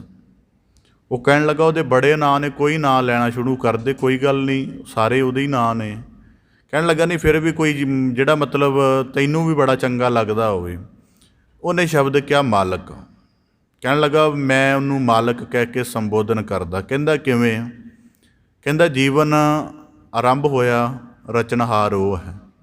ਜੀਵਨ ਦਾ ਅਸੀਂ ਜਿੰਨਾ ਮਰਜ਼ੀ ਦਾਅਵਾ ਕਰ ਲਈਏ, ਪਰ ਅੰਤਮ ਹਾਲਤ ਸਾਡੇ ਜੀਵਨ ਦੀਆਂ ਸਾਰੀਆਂ ਹਾਲਤਾਂ ਉਹਦੇ ਅਧੀਨ ਰਹਿਣਗੀਆਂ। ਇਸ ਕਰਕੇ ਉਹ ਮਾਲਕ ਹੈ। ਇਸ ਕਰਕੇ ਮੈਂ ਕੁਦਰਤੀ ਮੇਰੀ ਸ਼ਬਦਾਵਲੀ 'ਚ ਵੀ ਇਸ ਤਰ੍ਹਾਂ ਦਾ ਰਹਿੰਦਾ, ਕਿਉਂਕਿ ਪੜ੍ਹੀਆਂ ਹੋਈਆਂ ਗੱਲਾਂ ਨੇ ਕੁਦਰਤੀ ਤੁਹਾਡੇ ਵਿਵਹਾਰ 'ਚ ਢਲ ਜਾਂਦੀਆਂ ਨੇ। ਕਹਿੰਦਾ ਮਾਲਕ ਸ਼ਬਦ ਮਤਲਬ ਉਹਦੇ ਸੰਬੰਧ ਵਿੱਚ ਕਿਹਾ, ਤਾਂ ਹੁਣ ਉਹ ਬੰਦਾ ਹਰੇਕ ਜਗ੍ਹਾ ਮਾਲਕ ਕਹਿਣਾ ਸ਼ੁਰੂ ਕਰ ਦਿੱਤਾ ਉਹਨੇ। ਜਦੋਂ ਗੱਲ 'ਤੇ ਮਾਲਕ ਕਹਿਣਾ ਤਾਂ ਉਹਦੇ ਜੀਵਨ ਦੀ ਪ੍ਰਤੀਤ, ਉਹਦੀ ਬੰਦਗੀ ਦਾ ਅਭਿਆਸ, ਅੱਲਾਹ ਤਾਲਾ ਦੀ ਯਾਦ ਇਤਨੀ ਜ਼ਿਆਦਾ ਉੱਚੀ ਚਲੀ ਗਈ ਕਿ ਉਹ ਹਰ ਇੱਕ ਚੀਜ਼ ਨੂੰ ਮਾਲਕ ਸੰਬੋਧਨ ਕਹਿਣ ਲੱਗ ਪਿਆ। ਮਾਲਕ ਦੇ ਨਾਲ ਕੁਦਰਤੀ ਕੋਈ ਪੰਛੀ ਵੀ ਹੋਣਾ ਉਹਨੂੰ ਮਾਲਕ ਕਹਿਣਾ, ਕੋਈ ਕੂਕਰ ਉਹਦੇ ਅੰਗੋਂ ਲੱਗਣਾ ਉਹਨੂੰ ਵੀ ਮਾਲਕ ਕਹਿਣਾ, ਸਭ ਚੀਜ਼ਾਂ ਨੂੰ ਮਾਲਕ ਕਹਿਣਾ ਸ਼ੁਰੂ ਕਰ ਦਿੱਤਾ। ਅਤੇ ਉਹਦੇ ਇਸੇ ਕਹਿਣ ਨੇ ਇੱਕ ਦਿਨ ਉਹਨੂੰ ਅੱਲਾਹ ਤਾਲਾ ਦੇ ਪਰਮ ਨੂਰ ਦੇ ਦਰਸ਼ਨ ਕਰਾਏ। ਉਹਨੂੰ ਪਤਾ ਲੱਗ ਗਿਆ ਕਿ ਮੈਂ ਤਾਂ ਆਪਣੀ ਅਕਲ ਦੇ ਨਾਲ ਬੁੱਝਦਾ ਸਾਂ ਕਿ ਇਹ ਮਾਲਕ ਹੈ, ਪਰ ਮਾਲਕ ਨੇ ਸਮੁੱਚੇ ਬ੍ਰਹਿਮੰਡ ਦਾ ਗਿਆਨ ਕਰਾ ਕੇ ਦੱਸਿਆ ਕਿ ਵਾਕਿਆ ਉਹ ਹਰ ਹਸਤੀ ਦਾ ਮਾਲਕ। ਇਸ ਕਰਕੇ ਸੂਫੀਆਂ ਨੇ ਮੈਂ ਸਿਮਰਨ ਸ਼ਬਦ ਵਰਤਿਆ, ਉਹ ਜ਼ਿਕਰ ਕਹਿੰਦੇ ਨੇ। ਅਸੀਂ ਚਲੋ ਸਬਰ, ਸ਼ੁਕਰ ਅਤੇ ਜ਼ਿਕਰ, ਇਹ ਤਿੰਨ ਚੀਜ਼ਾਂ ਆਜ਼ਾਦ ਦੀਆਂ ਹਨ। ਤਾਂ ਬਾਬਾ ਫਰੀਦ ਸਾਹਿਬ ਜੀ ਕਹਿੰਦੇ ਜਿਨ੍ਹਾਂ ਦੇ ਜੀਵਨ 'ਚ ਬਿਰਹਾ ਪੈਦਾ ਨਹੀਂ ਹੋਇਆ ਹੁੰਦਾ, ਉਹਨਾਂ ਦੀ ਯਾਦ ਵਿੱਚ ਰੱਬ ਵੀ ਨਹੀਂ ਹੁੰਦਾ, ਉਹਨਾਂ ਦੇ ਜੀਵਨ 'ਚ ਸਬਰ ਵੀ ਨਹੀਂ ਹੋਏਗਾ, ਸ਼ੁਕਰ ਵੀ ਨਹੀਂ ਹੋਏਗਾ, ਜ਼ਿਕਰ ਵੀ ਨਹੀਂ ਹੋਏਗਾ। ਇਸ ਕਰਕੇ ਆਖਦੇ ਹਨ ਬਿਰਹਾ ਆਖੀਐ ਸੰਸਾਰ ਆਖਦਾ ਹੈ। ਹੁਣ ਕੁਦਰਤੀ ਹੈ, ਬਿਰਹੇ ਦੀ ਇੱਕ ਹਾਲਤ, ਵਿਛੜਨ ਦਾ ਇੱਕ ਰੂਪ ਸਾਨੂੰ ਭਾਈ ਗੁਰਦਾਸ ਸਾਹਿਬ ਜੀ ਨੇ ਵੀ ਦੱਸਿਆ। ਜ਼ਿਕਰ ਕੀਤਾ ਨਾ ਕਿ ਬੱਚਾ ਵਿਛੜਨ ਤੋਂ ਬਾਅਦ ਤੁਰੰਤ ਰੋਣਾ ਸ਼ੁਰੂ ਕਰ ਦਿੰਦਾ ਹੈ। ਮਾਲਕ ਦੀ ਯਾਦ ਵਿੱਚ ਰੋਏ ਹਾਂ ਅਸੀਂ ਸਾਰੇ, ਇੱਕ ਦਫਾ ਤਾਂ ਰੋਏ ਹਾਂ, ਬਾਅਦ ਦੇ ਵਿੱਚ ਠੀਕ ਹੈ ਉਹ ਰੋਣਾ ਸਾਨੂੰ ਭੁੱਲ ਗਿਆ ਹੈ। ਬਾਅਦ ਦੇ ਵਿੱਚ ਉਵੇਂ ਦਾ ਰੋਣਾ ਨਾ ਤਾਂ ਅਸੀਂ ਯਤਨ ਕੀਤਾ ਕਿ ਪੁੜ ਪਰਤ ਸਕੇ, ਨਾ ਉਸ ਰੋਣ ਦਾ ਸਾਡੇ ਕੋਲੋਂ ਅਹਿਸਾਸ ਰਿਹਾ। ਭਾਈ ਗੁਰਦਾਸ ਸਾਹਿਬ ਜੀ ਆਖਦੇ ਹਨ, ਰੋਵੈ ਯਤਨ ਗਵਾਏ ਕੈ ਮਾਇਆ ਮੋਹ ਅਗਿਆਨ ਗੁਬਾਰਾ, ਉਹ ਰੋਵੈ ਦੁੱਖ ਆਪਣਾ ਹਾਸਾ ਸਗਾਵੈ ਸਭ ਪਰਿਵਾਰਾ। ਇਹ ਰੋਇਆ ਪਹਿਲੀ ਵਾਰ। ਕੁਦਰਤੀ ਮੈਡੀਕਲ ਸਾਇੰਸ ਨੇ ਇਹਦਾ ਨੁਕਤਾ ਕੱਢਿਆ ਹੋਇਆ ਹੈ। ਇਹ ਚੀਜ਼ਾਂ ਮੈਂ ਤਾਂ ਕਈ ਵਾਰੀ ਅਰਜ਼ ਕਰ ਦਿੰਦਾ ਕਿ ਕਈ ਵਾਰੀ ਸਾਨੂੰ ਲੱਗਦਾ ਕਿ ਅਧਿਆਤਮਿਕ ਬੰਦਿਆਂ ਨੂੰ ਦੂਜਿਆਂ ਵਿਸ਼ਿਆਂ ਦਾ ਕੁਝ ਪਤਾ ਨਹੀਂ ਹੁੰਦਾ, ਇਹ ਆਪਣੀ ਅਨੁਭਵ ਜੇ ਬਣਾਈ ਜਾਂਦੇ ਨੇ। ਮੈਡੀਕਲ ਸਾਇੰਸ ਇਸ ਨੁਕਤੇ 'ਤੇ ਹੁਣ ਤੱਕ ਪੁੱਜ ਚੁੱਕੀ ਹੈ, ਇਸ ਖੋਜ ਤੱਕ, ਕਿ ਬੱਚੇ ਦੀ ਜਿਹੜੀ ਇਨਰ ਪੀਸ ਦੀ ਕੌਨਸ਼ੀਅਸਨੈਸ ਬਣੀ ਹੁੰਦੀ ਹੈ। ਕਦੇ ਦੇਖਣਾ, ਕਿਉਂਕਿ ਉਹ ਆਪਣਾ ਕਹਿੰਦੇ ਪੈਰ ਦਾ ਅੰਗੂਠਾ ਆਦਿਕ ਚੁੱਗਦਾ ਗਰਭ ਮੰਡਲ ਦੇ ਵਿੱਚ, ਕਹਿੰਦੇ ਜਿਹੜੀ ਉਹਦੀ ਇਨਰ ਪੀਸ ਵਾਲੀ ਕੌਨਸ਼ੀਅਸਨੈਸ 'ਚ ਬਣੀ ਹੁੰਦੀ ਹੈ, ਕਿਉਂਕਿ ਉਦੋਂ ਉਹਦੇ ਅੰਦਰ ਬੁੱਧੀ, ਮਨ, ਇਮੋਸ਼ਨ, ਬਾਹਰ ਦੀ ਜਿਹੜੀ ਫਰੈਗਰੈਂਸ ਹੈ ਉਹ ਕੁਝ ਵੀ ਉਹਦੇ ਟੱਚਡ ਨਹੀਂ ਹੁੰਦੀ ਬਾਡੀ ਨਾਲ। ਇਸ ਕਰਕੇ ਉਹਦੇ ਕੋਲ ਇੱਕ ਮਨ ਦੀ ਝੁਣਚਣੀ ਜੀ ਹੁੰਦੀ ਜਿਹਦੇ ਵਿੱਚ ਉਹ ਆਨੰਦ ਲੈ ਰਿਹਾ ਹੁੰਦਾ। ਕਹਿੰਦੇ ਉਹਦੀ ਉਹੀ ਕੌਨਸ਼ੀਅਸਨੈਸ ਹੁੰਦੀ ਉਹਨੂੰ ਇਹੀ ਗੱਲ ਦਾ ਪਤਾ ਹੁੰਦਾ ਕਿ ਇਹ ਆਨੰਦ ਹੈ। ਬਸ ਉਹਨੂੰ ਇਹ ਨਹੀਂ ਪਤਾ ਕਿ ਮੈਂ ਕਿਸ ਹਾਲਤ ਵਿੱਚ ਹਾਂ, ਕਿਵੇਂ ਦੀ ਨਹੀਂ, ਉਹਦੀ ਆਨੰਦ ਹੀ ਉਹਦੀ ਚੇਤਨਾ ਹੁੰਦੀ ਹੈ। ਅਤੇ ਕਹਿੰਦੇ ਜਦੋਂ ਉਹ ਪ੍ਰਵੇਸ਼ ਕਰਦਾ ਹੈ ਅਤੇ ਉਹਦੇ ਜੀਵਨ ਦਾ ਜੋ ਭਾਗ ਕੱਟਿਆ ਜਾਂਦਾ, ਜਿਹੜਾ ਗਰਭ ਨਾਲ ਜੁੜਿਆ ਹੁੰਦਾ, ਅਤੇ ਉਦੋਂ ਉਹਦੀ ਕੌਨਸ਼ੀਅਸਨੈਸ ਦੇ ਵਿੱਚ ਪੇਨ ਵਾਪਰਦੀ ਹੈ ਅਤੇ ਉਹ ਪੇਨ ਉਹਦੇ ਅੰਦਰਲੇ ਉਸ ਬਣੇ ਹੋਏ ਆਨੰਦ ਨੂੰ ਤੋੜਦੀ ਹੈ। ਅਤੇ ਕਹਿੰਦੇ ਉਸ ਵਕਤ ਬੱਚੇ ਦਾ ਦਿਲ ਜਿਹੜਾ, ਜਿਹਨੂੰ ਅਸੀਂ ਵਾਈਬ੍ਰੇਸ਼ਨ ਕਹਿੰਦੇ ਹਾਂ, ਸਾਰਾ ਸਰੀਰ ਵਾਈਬ੍ਰੇਸ਼ਨ ਵਿੱਚੋਂ ਗੁਜ਼ਰਦਾ। ਮੈਡੀਕਲ ਸਾਇੰਸ ਇਹ ਗੱਲ ਕਹਿੰਦੀ ਹੈ। ਇਸ ਕਰਕੇ ਉਹਨੂੰ ਧਰਮ ਨੇ ਕਿਸੇ ਦੂਜੇ ਰੂਪ 'ਚ ਕਿਹਾ। ਤਾਂ ਉਹਨਾਂ ਨੇ ਕਿਹਾ, ਉਹ ਕਹਿੰਦੇ ਆ ਜੀ ਇਹਦੀ ਜਿਹੜੀ ਇਨਰ ਪੀਸ ਦੀ ਬਾਡੀ ਦੇ ਅੰਦਰ ਬਣੀ ਹੁੰਦੀ ਵਾਈਬ੍ਰੇਸ਼ਨ ਉਹ ਟੁੱਟਦੀ ਹੈ ਤਾਂ ਰੋਂਦਾ ਹੈ। ਅਤੇ ਪਰ ਧਰਮ ਦੀ ਚੇਤਨਾ ਕਹਿੰਦੀ ਹੈ ਕਿ ਜਿੱਥੋਂ ਇਹਨੂੰ ਆਨੰਦ ਮਿਲ ਰਿਹਾ ਸੀ ਉਸ ਸੌਮੇ ਤੋਲੋਂ ਟੁੱਟ ਕੇ ਜਗਤ ਵਿੱਚ ਆਇਆ। ਇਸ ਕਰਕੇ ਜੀਵਨ ਦਾ ਪਹਿਲਾ ਰੋਣ ਸਾਨੂੰ ਦਿੱਤਾ ਹੈ ਮਾਲਕ ਨੇ, ਪਰ ਉਸ ਰੋਣ ਦੇ ਪਹਿਲੀ ਵਾਰੀ ਰੋਏ ਨਿਰੰਕਾਰ ਦੇ ਬਦਲੇ, ਨਿਰੰਕਾਰ ਦੀ ਯਾਦ ਬਦਲੇ ਜਿਹਨੇ ਪੈਦਾ ਕੀਤਾ ਸੀ। ਉਸ ਤੋਂ ਬਾਅਦ ਜੀਵਨ ਦੇ ਵਿੱਚ ਰੋਣੇ ਇੰਨੇ ਵੱਧ ਗਏ, ਕਦੀ ਪਦਾਰਥਾਂ ਲਈ ਰੋਏ, ਕਦੀ ਪਰਿਵਾਰ ਲਈ ਰੋਏ, ਸੰਸਾਰਿਕ ਧੰਦਿਆਂ ਲਈ ਰੋਏ, ਵਕਾਰਾਂ ਦੇ ਲਈ ਰੋਣ ਬਣਿਆ, ਬੁਢਾਪੇ ਦੀਆਂ ਸ਼ਿਕਾਇਤਾਂ ਦਾ ਰੋਣ ਬਣਿਆ। ਜੀਵਨ ਦੇ ਬਾਕੀ ਰੋਣ ਇੰਨੇ ਜ਼ਿਆਦਾ ਵੱਧ ਗਏ ਕਿ ਜਿਹੜਾ ਪਹਿਲੀ ਕਿਸਮ ਦਾ ਪਵਿੱਤਰ ਰੋਣਾ ਸੀ ਉਹ ਮੁੜ ਕੇ ਖਿਆਲ ਵੀ ਨਾ ਆਇਆ। ਉਹੋ ਜਿਹਾ ਮੂੰਹ ਦੀ ਹਾਲਤ ਨਹੀਂ ਬਣੀ, ਰੋਣਾ ਤਾਂ ਕੀ ਸੀ, ਉਹੋ ਜਿਹੀ ਹਾਲਤ ਵੀ ਨਹੀਂ ਬਣੀ। ਤਾਂ ਬਾਬਾ ਫਰੀਦ ਸਾਹਿਬ ਜੀ ਕਹਿੰਦੇ ਜਿਨ੍ਹਾਂ ਨੂੰ ਜੀਵਨ ਦੇ ਵਿੱਚ ਇਹ ਅਹਿਸਾਸ ਨਹੀਂ ਹੈਗੇ, ਇਸ ਕਰਕੇ ਜੇ ਇਹ ਹੋ ਜਾਣ ਤਾਂ ਇਸ ਅਹਿਸਾਸ ਵਾਲਾ ਬੰਦਾ ਪਾਤਸ਼ਾਹ ਵਰਗਾ ਹੈ। ਜੇ ਇਹ ਨਹੀਂ ਹੈਗੇ ਤਾਂ ਕਹਿੰਦੇ ਸੋ ਤਨ ਜਾਣ ਮਸਾਨ। ਜਿਵੇਂ ਮੜੀਆਂ ਵਿੱਚ ਜਾ ਕੇ ਡਰ ਲੱਗਦਾ ਹੈ, ਭਾਵੇਂ 1000 ਬੰਦਾ ਇਕੱਠਾ ਹੋਵੇ ਤਾਂ ਵੀ ਡਰ ਲੱਗੀ ਜਾਂਦਾ ਕਈ ਵਾਰੀ ਕਿ ਥਾਂ ਠੀਕ ਨਹੀਂ। ਬਾਬਾ ਫਰੀਦ ਸਾਹਿਬ ਜੀ ਕਹਿੰਦੇ ਜਿਨ੍ਹਾਂ ਹਿਰਦਿਆਂ ਦੇ ਵਿੱਚ ਬਿਰਹੇ ਦਾ, ਹਿਜਰ ਦਾ ਅਹਿਸਾਸ ਨਹੀਂ ਪੈਦਾ ਹੋਇਆ, ਉਹ ਮਸਾਨ ਵਰਗੇ ਹਨ। ਹੁਣ ਮਨੁੱਖ ਜਾਣਨਾ ਚਾਹੇਗਾ ਜਾਂ ਉਹਦਾ ਅਨੁਭਵ ਮਨੁੱਖ ਸਮਝਣਾ ਚਾਹੇਗਾ ਕਿ ਜੇ ਹੁਣ ਇਹ ਤਾਂ ਨੁਕਤੇ ਸਪਸ਼ਟ ਹੋ ਗਏ ਕਿ ਬਿਰਹਾ ਦਾ ਇੱਕ ਵੱਡਾ ਰੁਤਬਾ ਹੈ, ਵੱਡਾ ਅਧਿਆਤਮਿਕ ਸਥਾਨ ਹੈ ਇੱਕ ਅਧਿਆਤਮਿਕ ਜਗਤ ਦੇ ਵਿੱਚ। ਪਰ ਹੁਣ ਮਨੁੱਖ ਇਸ ਗੱਲ ਦੇ ਅਹਿਸਾਸ ਨੂੰ ਕਿਵੇਂ ਪਹੁੰਚੇ, ਇਸ ਗੱਲ ਦੇ ਅਹਿਸਾਸ ਨੂੰ ਕਿਵੇਂ ਪਹੁੰਚੇ ਕਿ ਆਪਣੇ ਆਪ ਨੂੰ ਘੱਟੋ ਘੱਟ ਬਿਰਹੇ ਦੇ ਵਿੱਚ ਕਿਵੇਂ ਪਾਵੇ। ਬਿਰਹੇ ਦੇ ਵਿੱਚ ਪਾਉਣਾ ਨਹੀਂ ਪੈਂਦਾ, ਬਿਰਹੇ ਦੇ ਵਿੱਚ ਹੁੰਦਾ ਹੈ, ਕੇਵਲ ਮਹਿਸੂਸ ਕਰਨਾ ਪੈਂਦਾ। ਜੀਵਨ ਦੇ ਵਿੱਚ ਸਾਨੂੰ ਲੱਗਦਾ ਹੈ ਕਿ ਇੱਕ ਦਿਨ ਭੋਜਨ ਤੋਂ ਬਿਨਾਂ ਨਹੀਂ ਬਤੀਤ ਹੋ ਸਕਦਾ, ਪਾਣੀ ਤੋਂ ਬਿਨਾਂ ਨਹੀਂ ਬਤੀਤ ਹੋ ਸਕਦਾ, ਸਾਨੂੰ ਸਾਰਿਆਂ ਨੂੰ ਲੱਗਦਾ ਹੈ। ਪਰ ਕਦੇ ਸਾਡੇ ਜੀਵਨ ਦੇ ਵਿੱਚ ਇਹ ਭਾਵ ਬਣਿਆ ਹੈ ਕਿ ਜਿਹੜਾ ਸਾਡਾ ਮੂਲ ਹੈ, ਜਿੱਥੋਂ ਅਸੀਂ ਉਤਪਤ ਹੋਏ ਹਾਂ, ਉਹ ਕਿਵੇਂ ਦਾ ਹੈ, ਇਸ ਚੀਜ਼ ਦੀ ਤਲਾਸ਼ ਦੇ ਲਈ ਫਿਰ ਸਭ ਤੋਂ ਪਹਿਲਾਂ ਸਿਮਰਨ ਬਣਾਇਆ ਹੈ। ਸਿਮਰਨ ਦੇ ਵਿੱਚ ਬੰਦੇ ਦੀ ਚੇਤਨਾ ਜਾਗਦੀ ਹੈ ਅਤੇ ਉਹਦਾ ਦੁਨੀ ਨਾਲੋਂ ਬਣਿਆ ਹੋਇਆ ਇੱਕ ਭਰਮ ਟੁੱਟਦਾ ਹੈ ਕਿ ਇਹ ਦੁਨੀ ਜਿਹੜਾ ਬਾਹਰ ਜਿੰਨੀ ਵੀ ਐਗਜ਼ਿਸਟੈਂਸ ਹੈ, ਇਹ ਸਾਰੀ ਇੱਕ ਅਧੂਰੇਪਣ 'ਚ ਚੱਲ ਰਹੀ ਹੈ। ਹੁਣ ਉਦਾਹਰਨ ਦੇ ਤੌਰ 'ਤੇ ਜੀਵਨ ਨੂੰ ਬਾਹਰੋਂ ਸੰਬੰਧਾਂ ਦਾ ਠਹਿਰਾਓ ਮਿਲ ਰਿਹਾ ਹੈ, ਪਦਾਰਥਾਂ ਦਾ ਰਸ ਮਿਲ ਰਿਹਾ, ਪਰ ਇਹ ਸਾਰਾ ਕੁਝ ਅਧੂਰੇਪਣ ਵਿੱਚ ਹੈ, ਕਿਤੇ ਜਾ ਕੇ ਖਤਮ ਹੋ ਜਾਏਗਾ, ਕਿਤੇ ਜਾ ਕੇ ਫਿੱਕਾ ਪਵੇਗਾ। ਤਾਂ ਮਨੁੱਖ ਦਾ ਮੂਲ ਜਿਹਨੂੰ ਕਿਹਾ ਜਾਂਦਾ ਕਿ ਕੰਪਲੀਟ ਹੈ, ਸਭ ਕੁਝ ਰਸ ਦੇ ਨੁਕਤੇ ਤੋਂ, ਸਦੀਵਤਾ ਦੇ ਨੁਕਤੇ ਤੋਂ, ਤਾਂ ਬਾਬਾ ਫਰੀਦ ਸਾਹਿਬ ਜੀ ਕਹਿੰਦੇ ਉਹਦੇ ਲਈ ਜ਼ਿਕਰ ਸ਼ੁਰੂ ਕਰਨਾ ਪੈਂਦਾ। ਜਿਉਂ ਬੰਦਾ ਜ਼ਿਕਰ ਵਿੱਚ ਫਨਾਹ ਹੁੰਦਾ ਹੈ ਉਵੇਂ ਉਹਨੂੰ ਸਮਝ ਆਉਂਦੀ ਹੈ। ਹੁਣ ਕੁਦਰਤੀ ਹੈ, ਵਿਛੋੜੇ ਦਾ ਅਹਿਸਾਸ ਵੀ ਤਾਂ ਉਹੀ ਕਰੇਗਾ ਜਿਹਨੂੰ ਪਤਾ ਹੈ ਕਿ ਕੁਝ ਤਾਂ ਬਾਤ ਹੈ। ਹੁਣ ਕੁਦਰਤੀ ਹੈ, ਜਗਤ ਵਿੱਚ ਬੜਾ ਕੁਝ ਵਾਪਰਦਾ, ਪਰ ਉਹਨੂੰ ਬੰਦਾ ਹੋਰ ਤਰੀਕਿਆਂ ਨਾਲ ਹੰਡਾਉਂਦਾ ਹੈ। ਦੁਨਿਆਵੀ ਤਲ 'ਤੇ ਬੜੇ ਸੰਬੰਧੀ ਰੁਖਸਤ ਹੋ ਗਏ ਨੇ, ਪਰ ਅਜੇ ਵੀ ਸੰਬੰਧਾਂ ਦੀ ਲੜੀ ਨੂੰ ਅੱਗੇ ਵਧਾਉਂਦਾ ਜਾ ਰਿਹਾ ਹੈ। ਆਪਣਾ ਕੋਈ ਸਦੀਵੀ ਮਿੱਤਰ ਲੱਭਣ ਦਾ ਯਤਨ ਨਹੀਂ। ਜਗਤ ਦੇ ਵਿੱਚ ਜਿੰਨੇ ਆਨੰਦ ਪ੍ਰਾਪਤੀ ਦੇ ਵਸੀਲੇ ਬਣਾਏ ਨੇ, ਸਾਰੇ ਸਮੇਂ 'ਤੇ ਬਿਨਸ ਗਏ ਨੇ। ਕੋਈ ਸਦੀਵੀ ਆਨੰਦ ਦਾ ਸਰੋਤ ਲੱਭਣ ਦਾ ਯਤਨ ਨਹੀਂ। ਜੀਵਨ ਦੇ ਵਿੱਚ ਜੀਵਨ ਪੂਰੀ ਤਰ੍ਹਾਂ ਸੰਪੂਰਨ ਹੋ ਜਾਵੇ, ਮੌਤ ਦੇ ਭੈ ਤੋਂ ਮੁਕਤ ਹੋ ਕੇ ਅੰਮ੍ਰਿਤਵ ਦਾ ਆਨੰਦ ਲੱਭ ਜਾਏ, ਇਸ ਗੱਲ ਦੀ ਚਿੰਤਾ ਦੀ ਬਜਾਏ ਜਿਹੜਾ ਕਾਇਆ ਦੇ ਪੱਧਰ ਦਾ ਬੰਧਨ ਹੈ, ਮੋਹ ਹੈ, ਉਹਦੇ ਵਿੱਚ ਲਿਪਤ। ਇਸ ਕਰਕੇ ਬਾਬਾ ਫਰੀਦ ਸਾਹਿਬ ਜੀ ਕਹਿੰਦੇ ਉਹਨਾਂ ਅੰਦਰ ਬਿਰਹਾ ਵੀ ਨਹੀਂ ਪੈਦਾ ਹੋ ਸਕਦਾ ਜਿਹੜੇ ਬਾਹਰ ਮੁਕਤਾ ਦੇ ਗੁਲਾਮ ਹਨ। ਇੱਕ ਬੜੀ ਸੁੰਦਰ ਘਟਨਾ ਆਪਦੇ ਸਨਮੁਖ ਰੱਖਦਿਆਂ ਕਹਿਣ ਲੱਗੇ ਕਿ ਜ਼ਿਕਰ ਮਿਲਦਾ ਹੈ ਪ੍ਰੀਤਵਾਨਾਂ ਦੀ ਸਿਲਸਿਲਾ ਦੇ ਵਿੱਚ ਕਿ ਜਿਹੜਾ ਮਜਨੂ ਸੀ ਉਹ ਕਈ ਘੰਟੇ ਨਾ ਅੱਖਾਂ ਮੀਟ ਕੇ ਬੈਠਾ ਰਹਿੰਦਾ ਸੀ। ਉਹਨੂੰ ਕਿਸੇ ਨੇ ਕਿਹਾ ਕਿ ਮਜਨੂ ਕਿ ਕਦੀ ਲੈਲਾ ਤਾਂ ਦੇਖੀ ਨਹੀਂ, ਤਾਂ ਅੱਖਾਂ ਮੀਟ ਕੇ ਕੀ ਲੱਭਦਾ ਰਹਿੰਦਾ ਜਾਂ ਕੀ ਕਰਦਾ ਰਹਿੰਦਾ। ਉਹਨੇ ਬੜਾ ਚੰਗੀ ਗੱਲ ਕਹੀ, ਕਹਿਣ ਲੱਗਾ ਕਿ ਮੇਰੇ ਕੋਲੋਂ ਨਾ ਕਲਪਨਾ ਹੈ। ਕਹਿੰਦਾ ਮੈਂ ਇਸਤਰੀ ਦੇ ਨਕਸ਼ ਦੇਖੇ ਹੋਏ ਨੇ, ਅਤੇ ਨਕਸ਼ ਦੇਖੇ ਹੋਏ ਨੇ ਅਤੇ ਨਕਸ਼ ਦੇ ਵਿੱਚ ਉਹ ਸਾਹਮਣੇ ਬਣਾ ਲੈਂਦਾ ਹੈ, ਫਿਰ ਆਪਣੀ ਕਲਪਨਾ ਦੇ ਨਾਲ ਚੀਜ਼ਾਂ ਜੋੜ ਕੇ ਦੇਖਦਾ ਕਿ ਉਹ ਕਿਤਨੀ ਸੁੰਦਰ ਹੋਏਗੀ, ਕਿਤਨੀ ਜ਼ਿਆਦਾ ਅਨੂਪਮ ਹੋਏਗੀ। ਕਹਿੰਦਾ ਮੈਂ ਆਪਣੀ ਕਲਪਨਾ ਦੇ ਜ਼ੋਰ ਨਾਲ ਉਹਦਾ ਕੋਈ ਨਕਸ਼ ਬਣਾਉਂਦਾ ਹਾਂ। ਹੁਣ ਅਸੀਂ ਕਦੀ ਇਸ ਤਰ੍ਹਾਂ ਦਾ ਜੋੜ ਕੇ ਨਕਸ਼ ਨਹੀਂ ਬਣਾਇਆ ਕਿ ਉਹ ਪ੍ਰਤਿਪਾਲਕ ਹੈ, ਉਹ ਰੱਖਿਅਕ ਹੈ, ਉਹ ਵੱਡਾ ਮਿੱਤਰ ਹੈ, ਉਹ ਵੱਡਾ ਸਖਾ ਹੈ। ਅਸੀਂ ਕਦੀ ਨਕਸ਼ ਨਹੀਂ ਬਣਾਇਆ। ਅਸੀਂ ਮਾਲਕ ਨੂੰ ਅਕਹਿਰੇ ਰੂਪਾਂ ਦੇ ਵਿੱਚ ਦੇਖਦੇ ਹਾਂ। ਹੁਣ ਕੁਦਰਤੀ ਬਾਣੀ ਦੇ ਵਿੱਚ ਸਤਿਗੁਰੂ ਸਾਹਿਬ ਜੀ ਨੇ ਅਕਾਲ ਪੁਰਖ ਦੇ ਨਾਲ 3 ਤਰ੍ਹਾਂ ਦੇ ਸੰਬੰਧ ਦਰਸਾਏ ਨੇ। ਇੱਕ ਸੰਬੰਧ ਦਰਸਾਇਆ ਗੁਰੂ ਵਾਲਾ, ਸਿਰਜਣਹਾਰ ਵਾਲਾ। ਇੱਕ ਸੰਬੰਧ ਦਰਸਾਇਆ ਮਾਤਾ ਪਿਤਾ ਵਾਲਾ। ਇੱਕ ਸੰਬੰਧ ਦਰਸਾਇਆ ਦੋਸਤਾਂ ਵਾਲਾ। ਇਸ ਕਰਕੇ ਬਾਬਾ ਫਰੀਦ ਸਾਹਿਬ ਜੀ ਆਖਦੇ ਹਨ, ਬਿਰਹਾ ਬਿਰਹਾ ਆਖੀ ਹੈ। ਅਤੇ ਹੁਣ ਬਿਰਹਾ ਦੀ ਜੀਵਨ 'ਚ ਪੈਦਾ ਕਰਨ ਦੇ ਲਈ ਸਿਮਰਨ ਦੀ ਸਾਧਨਾ ਵਿੱਚ ਚੱਲਣਾ ਪਏਗਾ। ਜਿਉਂ-ਜਿਉਂ ਸਿਮਰਨ ਦੇ ਵਿੱਚ ਚੱਲਾਂਗੇ ਫਿਰ ਜਾ ਕੇ ਪਤਾ ਲੱਗੇਗਾ ਕਿ ਅਸੀਂ ਕਦੋਂ ਦੇ। ਹੁਣ ਜਦੋਂ ਭਗਤ ਰਵਿਦਾਸ ਜੀ ਨੇ ਕਿਹਾ ਬਹੁਤ ਜਨਮ ਵਿਛੁਰੇ ਥੇ ਮਾਧੋ, ਉਹ ਹੁਣ ਭਗਤ ਰਵਿਦਾਸ ਜੀ ਕਿਤੇ ਲੈਬੋਰਟਰੀ 'ਚ ਤਾਂ ਬੈਠੇ ਨਹੀਂ ਕਿ ਟੈਸਟ ਕਰੀ ਗਏ ਜੀ ਪਿਛਲੇ ਸਾਰੇ ਜਨਮਾਂ ਦੀ ਕੌਨਸ਼ੀਅਸਨੈਸ ਚੈੱਕ ਕਰੋ ਕਿਵੇਂ ਦਾ ਰਿਹਾ ਬੰਦਾ। ਸਿਮਰਨ ਬੰਦੇ ਨੂੰ ਉਸ ਉਚਾਈ 'ਤੇ ਲੈ ਜਾਂਦਾ ਜਿੱਥੇ ਜਾ ਕੇ ਉਹ ਆਪਣੀ ਸੰਪੂਰਨ ਰਚਨਾ ਦੇ ਦਰਸ਼ਨ ਕਰ ਲੈਂਦਾ ਹੈ।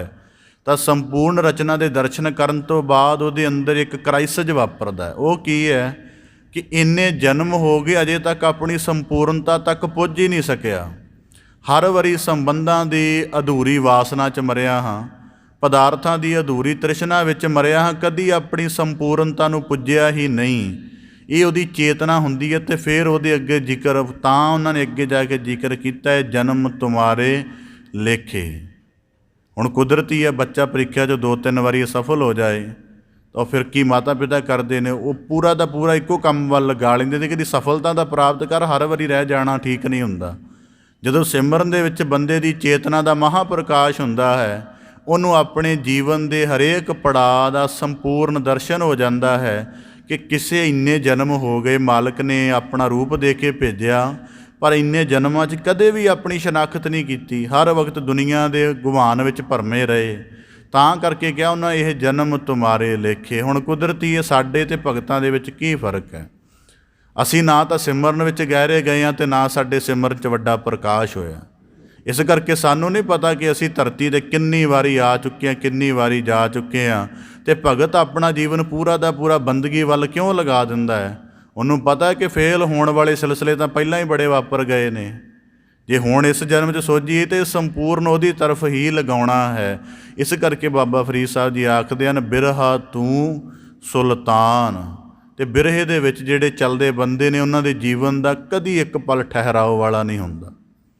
ਜਿਨ੍ਹਾਂ ਨੂੰ ਬਿਰਹੇ ਦਾ, ਦੁਨੀਆਵੀ ਪ੍ਰੀਤਵਾਨਾਂ ਦੇ ਸਿਲਸਿਲੇ ਸੁਣਦੇ ਆ ਨਾ, ਕਿਸੇ ਨੇ ਥਲ ਗਾਹ ਮਾਰੇ, ਮਾਰੂ ਥਲਾਂ ਦੇ ਵਿੱਚ ਨੰਗੇ ਪੈਰੀ ਚੱਲਦੀ ਗਈ। ਉਹਦਾ ਕਾਰਨ ਸੀ ਕਿ ਉਹਨੂੰ ਪਤਾ ਲੱਗ ਗਿਆ ਕਿ ਵਿਛੋੜਾ ਵੱਡੀ ਚੀਜ਼ ਹੈ, ਤਾਂ ਉਹਨੇ ਐਸਾ ਯਤਨ ਕੀਤਾ। ਸਾਨੂੰ ਨਹੀਂ ਪਤਾ ਇਹ ਵੱਡੀ ਚੀਜ਼ ਹੈ ਕਿਉਂਕਿ ਸਾਡੇ ਅੰਦਰ ਅਹਿਸਾਸ ਨਹੀਂ ਹੈ। ਇਸ ਕਰਕੇ ਅਸੀਂ ਆਮ ਸਧਾਰਨ ਤਲ 'ਤੇ ਚੱਲਦੇ ਹਾਂ। ਤਾਂ ਬਾਬਾ ਫਰੀਦ ਸਾਹਿਬ ਜੀ ਆਖਦੇ, ਤੂੰ ਸੁਲਤਾਨ। ਹੁਣ ਕੁਦਰਤੀ ਬਾਬਾ ਫਰੀਦ ਸਾਹਿਬ ਜੀ ਦੇ ਇੱਕ ਦਿਨ ਪਹਿਲਾਂ ਸਲੋਕ ਆਇਆ ਸੀ, ਅੰਗ ਮੁੜੇ ਮੁੜ ਜਾਏ।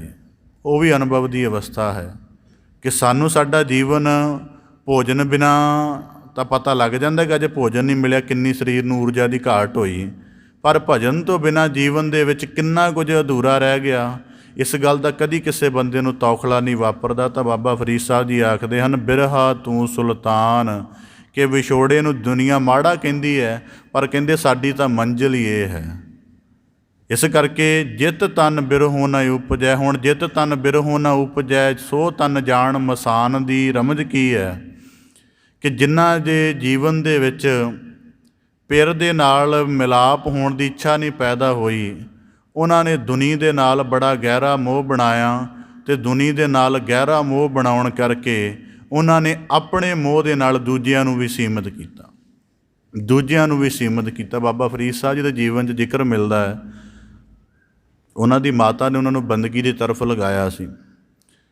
ਜਦੋਂ ਬਾਬਾ ਫਰੀਦ ਸਾਹਿਬ ਜੀ 16 ਸਾਲ ਦੀ ਉਮਰ ਦੇ ਵਿੱਚ ਈਰਾਨ ਤੋਂ ਇਸਲਾਮੀ ਵਿੱਦਿਆ ਪ੍ਰਾਪਤ ਕਰਕੇ ਆ ਗਏ ਅਤੇ ਉਹਨਾਂ ਨੇ ਦੇਖਿਆ ਕਿ ਫਰੀਦ ਦੇ ਮੱਥੇ 'ਤੇ ਕੋਈ ਚਮਕ ਹੈ, ਬਾਬਾ ਫਰੀਦ ਦਾ ਮੱਥਾ ਚਮਕਦਾ ਹੈ। ਅਤੇ ਬਾਬਾ ਫਰੀਦ ਸਾਹਿਬ ਜੀ ਦੀ ਮਾਤਾ ਨੇ ਉਹਨਾਂ ਨੂੰ ਇੱਕ ਵਾਕ ਕਿਹਾ, ਫਰੀਦ ਕਿ ਤੂੰ ਹੁਣ ਪਹਿਲਾਂ ਮੇਰਾ ਸੁੱਤ ਸੈਂ, ਮਤਲਬ ਕਿ ਜਦੋਂ ਤੱਕ ਤੈਨੂੰ ਨਹੀਂ ਸੀ ਪਤਾ, ਸੁੱਤ ਦਾ ਮਤਲਬ ਪੁੱਤਰ, ਕਹਿਣ ਲੱਗੇ ਤੂੰ ਪਹਿਲਾਂ ਮੇਰਾ ਸੁੱਤ ਸੈਂ, ਮੇਰਾ ਪੁੱਤਰ ਸੈਂ, ਅਤੇ ਤੇਰੇ ਨਕਸ਼ ਵਿੱਚੋਂ ਲੋਕ ਮੇਰਾ ਨਕਸ਼ ਲੱਭਦੇ ਸਨ।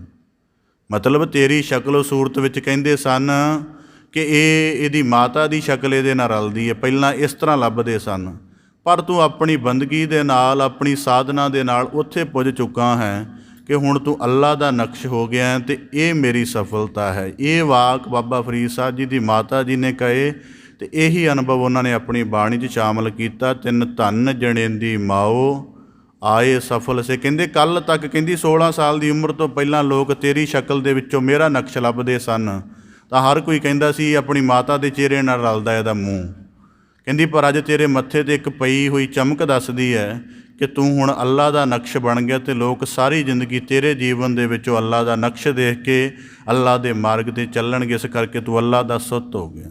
ਇੰਨੀ ਵੱਡੀਆਂ ਬੰਦਗੀਆਂ ਵਾਲੀਆਂ ਮਾਵਾਂ ਸਨ ਉਹਨਾਂ ਭਗਤਾਂ ਦੀਆਂ, ਜਿਨ੍ਹਾਂ ਦੀ ਅਸੀਂ ਅੱਜ ਬਾਣੀ ਦੀ ਵਿਚਾਰ ਕਰ ਰਹੇ ਹਾਂ ਅਤੇ ਆਪਣੇ ਜੀਵਨ ਨੂੰ ਪਵਿੱਤਰ ਬਣਾਉਣ ਦਾ ਯਤਨ ਕਰ ਰਹੇ ਹਾਂ। ਤਾਂ ਇਸ ਕਰਕੇ ਬਾਬਾ ਫਰੀਦ ਸਾਹਿਬ ਜੀ ਆਖਦੇ ਹਨ, ਜਿਤ ਤਨ ਬਿਰਹੋ ਨ ਉਪਜੈ। ਬਾਬਾ ਫਰੀਦ ਸਾਹਿਬ ਜੀ ਦਾ ਜੀਵਨ ਬੰਦਗੀ 'ਚ ਪਲਟਿਆ ਹੈ, ਮਾਂ ਨੇ ਆਪਣੇ ਆਪ ਨੂੰ ਧਨ ਗਿਣਨਾ ਸ਼ੁਰੂ ਕਰ ਦਿੱਤਾ ਹੈ। ਇਸ ਕਰਕੇ ਬਾਬਾ ਫਰੀਦ ਸਾਹਿਬ ਜੀ ਕਹਿੰਦੇ, ਜਿਨ੍ਹਾਂ ਜੀਵਨ ਦੇ ਵਿੱਚ ਯਾਦ ਨਹੀਂ ਪੈਦਾ ਹੁੰਦੀ, ਉਹ ਜੀਵਨ ਧਰਤੀ 'ਤੇ ਬੋਝ ਹਨ। ਹੁਣ ਕੁਦਰਤੀ ਹੈ, ਇਸ ਕਰਕੇ ਉਹਨੇ ਕਿਹਾ ਸੋ ਤਨ ਜਾਣ ਮਸਾਨ ਕਿਉਂ, ਕਿਉਂਕਿ ਜਿਹਦੇ ਅੰਦਰ ਯਾਦ ਪੈਦਾ ਹੁੰਦੀ। ਹੁਣ ਕਿਉਂ ਮਸਾਨ ਹਨ, ਇਹ ਵੀ ਕੁਝ ਨੁਕਤੇ ਆਪ ਦੇ ਸਨਮੁਖ ਰੱਖਦਿਆਂ ਤਾਂ ਕਿ ਸਪਸ਼ਟ ਹੋ ਜਾਏ। ਹੁਣ ਇੱਕ ਭਗਤ ਦੇ ਅੰਦਰ ਮਾਲਕ ਦੀ ਯਾਦ ਹੈ, ਉਹ ਉਹਦੇ ਤੱਕ ਆਪਣੇ ਯਤਨ ਦੇ ਨਾਲ ਨਹੀਂ ਪੁੱਜ ਸਕਦਾ, ਉਹ ਆਪਣੇ ਯਤਨ ਦੇ ਨਾਲ ਨਹੀਂ ਪੁੱਜ ਸਕਦਾ। ਉਹਦੇ ਅੰਦਰ ਠੀਕ ਹੈ ਵਿਛੋੜਾ ਬੜਾ ਤੀਬਰ ਹੋ ਗਿਆ ਹੈ ਅਤੇ ਉਹ ਆਪਣੇ ਯਤਨ ਦੇ ਨਾਲ ਮਿਲਾਪ ਦੀ ਅਵਸਥਾ ਤੱਕ ਨਹੀਂ ਪੁੱਜ ਸਕਦਾ। ਫਿਰ ਉਹਦੇ ਅੰਦਰ ਬਣੀ ਹੋਈ ਜਿਹੜੀ ਯਾਦ ਹੈ ਉਹ ਕੀ ਕਰਦੀ ਹੈ, ਉਹਨੂੰ ਖਲਕਤ ਦੀ ਸੇਵਾ ਵਿੱਚ ਲਗਾ ਦਿੰਦੀ ਹੈ। ਉਹ ਸਮਝ ਲੈਂਦਾ ਕਿ ਖਾਲਕ ਤਾਂ ਖਲਕਤ 'ਚ ਰਹਿੰਦਾ ਹੈ, ਮੈਂ ਖਲਕਤ ਦੇ ਸਾਰੇ ਰੂਪਾਂ ਨੂੰ ਪੂਜਾਂਗਾ, ਇਹਨਾਂ ਦੀ ਸੇਵਾ ਕਰਾਂਗਾ, ਪਰਉਪਕਾਰ ਕਰਾਂਗਾ, ਸ਼ਾਇਦ ਕਿਤੇ ਮੇਰੀ ਇਸ ਸੇਵਾ ਤੋਂ ਮੈਨੂੰ ਮਿਲਾਪ ਦਾ ਅਵਸਰ ਹਾਸਲ ਹੋ ਜਾਏ। ਜਿਵੇਂ ਤੁਸੀਂ ਸੁਣਿਆ ਹੋਣਾ ਦਾ ਮਾਊਂਟੇਨ ਮੈਨ ਭਾਰਤ ਦੇ ਵਿੱਚ ਇੱਕ ਮਿਲਦਾ ਹੈ, ਉਹਨੂੰ ਕਹਿੰਦੇ ਨੇ ਮਾਊਂਟੇਨ ਮੈਨ, ਉਹਦਾ ਨਾਂ ਹੈ, ਤਖੱਲਸ ਹੈ ਟਾਈਟਲ ਹੈ ਉਹਦਾ। ਉਹਦਾ ਕੀ ਸੀ ਕਿ ਉਹਦੀ ਜਿਹੜੀ ਕੋਈ ਪਿਆਰਾ ਸੀ ਕੋਈ, ਉਹ ਕਿਤੇ ਪਹਾੜੀ 'ਤੇ ਚੜ੍ਹਨ ਕਰਕੇ ਮਰ ਗਈ ਸੀ ਅਤੇ ਉਹਨੂੰ ਮਰ ਗਈ, ਉਹਦਾ ਪ੍ਰੇਮ ਅਧੂਰਾ ਰਹਿ ਗਿਆ। ਉਹਨੇ ਸਹੁੰ ਖਾ ਲਈ ਕਿ ਹੁਣ ਪਹਾੜ ਨੂੰ ਚੀਰ ਦੇਣਾ, ਉਹਨੇ ਫਿਰ ਜ਼ਿੰਦਗੀ 'ਚ ਚੀਰ ਹੀ ਦਿੱਤਾ। ਇਸ ਕਰਕੇ ਸੋ ਤਨ ਜਾਣ ਮਸਾਨ, ਜਿਹੜੇ ਬਿਰਹੇ ਵਿੱਚ ਲਿਪਤ ਹੋ ਜਾਂਦੇ ਨੇ ਤਨ, ਉਹ ਧਰਤੀ 'ਤੇ ਖਾਸ ਕਿਸਮ ਦਾ ਕਮਾਲ ਪੈਦਾ ਕਰ ਦਿੰਦੇ ਹਨ ਅਤੇ ਉਹਨਾਂ ਦਾ ਬਿਰਹਾ ਧਰਤੀ ਦੇ ਲਈ ਵਰਦਾਨ ਬਣ ਜਾਂਦਾ ਹੈ। ਦੁਨਿਆਵੀ ਤੌਰ 'ਤੇ ਬੰਦਾ ਵਿਛੜਿਆ ਹੋਵੇ, ਪਰਿਵਾਰ ਲਈ ਵੀ ਮੁਸ਼ਕਿਲ ਹੋ ਜਾਂਦੀ ਹੈ। ਅਧਿਆਤਮਿਕ ਤੌਰ 'ਤੇ ਪੈਦਾ ਹੋਇਆ ਵਿਛੋੜਾ ਜਗਤ ਲਈ ਵਰਦਾਨ ਬਣ ਜਾਂਦਾ। ਕਿਉਂ? ਕਿਉਂਕਿ ਖਾਲਕ ਦਾ ਮਿਲਾਪ ਫਿਰ ਉਹ ਖਲਕਤ ਵਿੱਚੋਂ ਲੱਭਣ ਦਾ ਯਤਨ ਕਰਨ ਲੱਗ ਪੈਂਦਾ ਹੈ। ਫਿਰ ਉਹ ਆਪਣੇ ਦੁੱਖ ਨੂੰ ਸਾਰੀ ਲੋਕਾਈ ਦਾ ਦੁੱਖ ਮੰਨ ਕੇ ਚੱਲਣ ਲੱਗ ਪੈਂਦਾ। ਕਿਉਂ? ਕਿਉਂਕਿ ਜਿਹਦੇ ਨਾਲ ਮਿਲਾਪ ਹੋਣਾ ਹੈ ਉਹ ਬ੍ਰਹਿਮੰਡ ਤੋਂ ਵੀ ਵੱਡਾ ਹੈ। ਇਸ ਕਰਕੇ ਬਾਬਾ ਫਰੀਦ ਸਾਹਿਬ ਜੀ ਕਹਿੰਦੇ, ਜਿਨ੍ਹਾਂ ਦੇ ਜੀਵਨ 'ਚ ਬਿਰਹਾ ਨਹੀਂ ਪੈਦਾ ਹੁੰਦਾ, ਸੋ ਤਨ ਜਾਣ ਮਸਾਨ, ਉਹ ਤਨ ਮਸਾਣਾ ਵਰਗੇ ਜਾਣ। ਉਹਨਾਂ ਦੇ ਵਿੱਚ ਇੱਕ ਖਾਸ ਕਿਸਮ ਦਾ ਭੈ ਆਉਂਦਾ ਹੈ। ਉਹਨਾਂ ਦੀ ਸੂਰਤ, ਉਹਨਾਂ ਦੇ ਨਕਸ਼ ਦੇ ਵਿੱਚ ਕੁਝ ਇਸ ਤਰ੍ਹਾਂ ਦੀਆਂ ਡਰਾਵਣੇ ਤੱਤ ਪਏ ਹੁੰਦੇ ਹਨ ਜਿਹੜੇ ਉਹਨਾਂ ਨੂੰ ਕਰਦੇ ਨਹੀਂ। ਹੁਣ ਕੁਦਰਤੀ ਹੈ, ਇਸ ਕਰਕੇ ਬਾਬਾ ਫਰੀਦ ਸਾਹਿਬ ਜੀ ਆਖਦੇ, ਜਿਤ ਤਨ ਬਿਰਹੋ ਨ ਉਪਜੈ। ਉਪਜੈ ਦਾ ਭਾਵ ਕੀ ਹੈ ਕਿ ਜਿਹਨੂੰ ਕਦੀ ਖਿਆਲਾਤ ਨਹੀਂ ਆਇਆ, ਜਿਹੜਾ ਬਿਰਹਾ ਦੇ ਵਿੱਚ ਹੈ। ਜਿਵੇਂ ਹੁਣ ਕੁਦਰਤੀ ਹੈ, ਕਹਿੰਦੇ ਮਜਨੂ ਬਿਰਹਾ ਦੇ ਵਿੱਚ ਸੀ ਅਤੇ ਉਹ ਲੈਲਾ ਦੇ ਘਰੋਂ ਆਏ ਹੋਏ ਕੁੱਤੇ ਨੂੰ ਵੀ ਚੁੰਮਦਾ ਸੀ, ਅਤੇ ਕਿਸੇ ਨੇ ਕਿਹਾ ਕਿ ਇੱਥੋਂ ਤੱਕ ਤਾਂ ਨੀਵਾਂ ਨਾ ਗਿਰ ਕੇ ਕੁੱਤੇ ਨੂੰ ਚੁੰਘਦਾ ਫਿਰਦਾ ਹੈ, ਕੁੱਤੇ ਨੂੰ ਚੁੰਮਦਾ ਫਿਰਦਾ ਹੈ।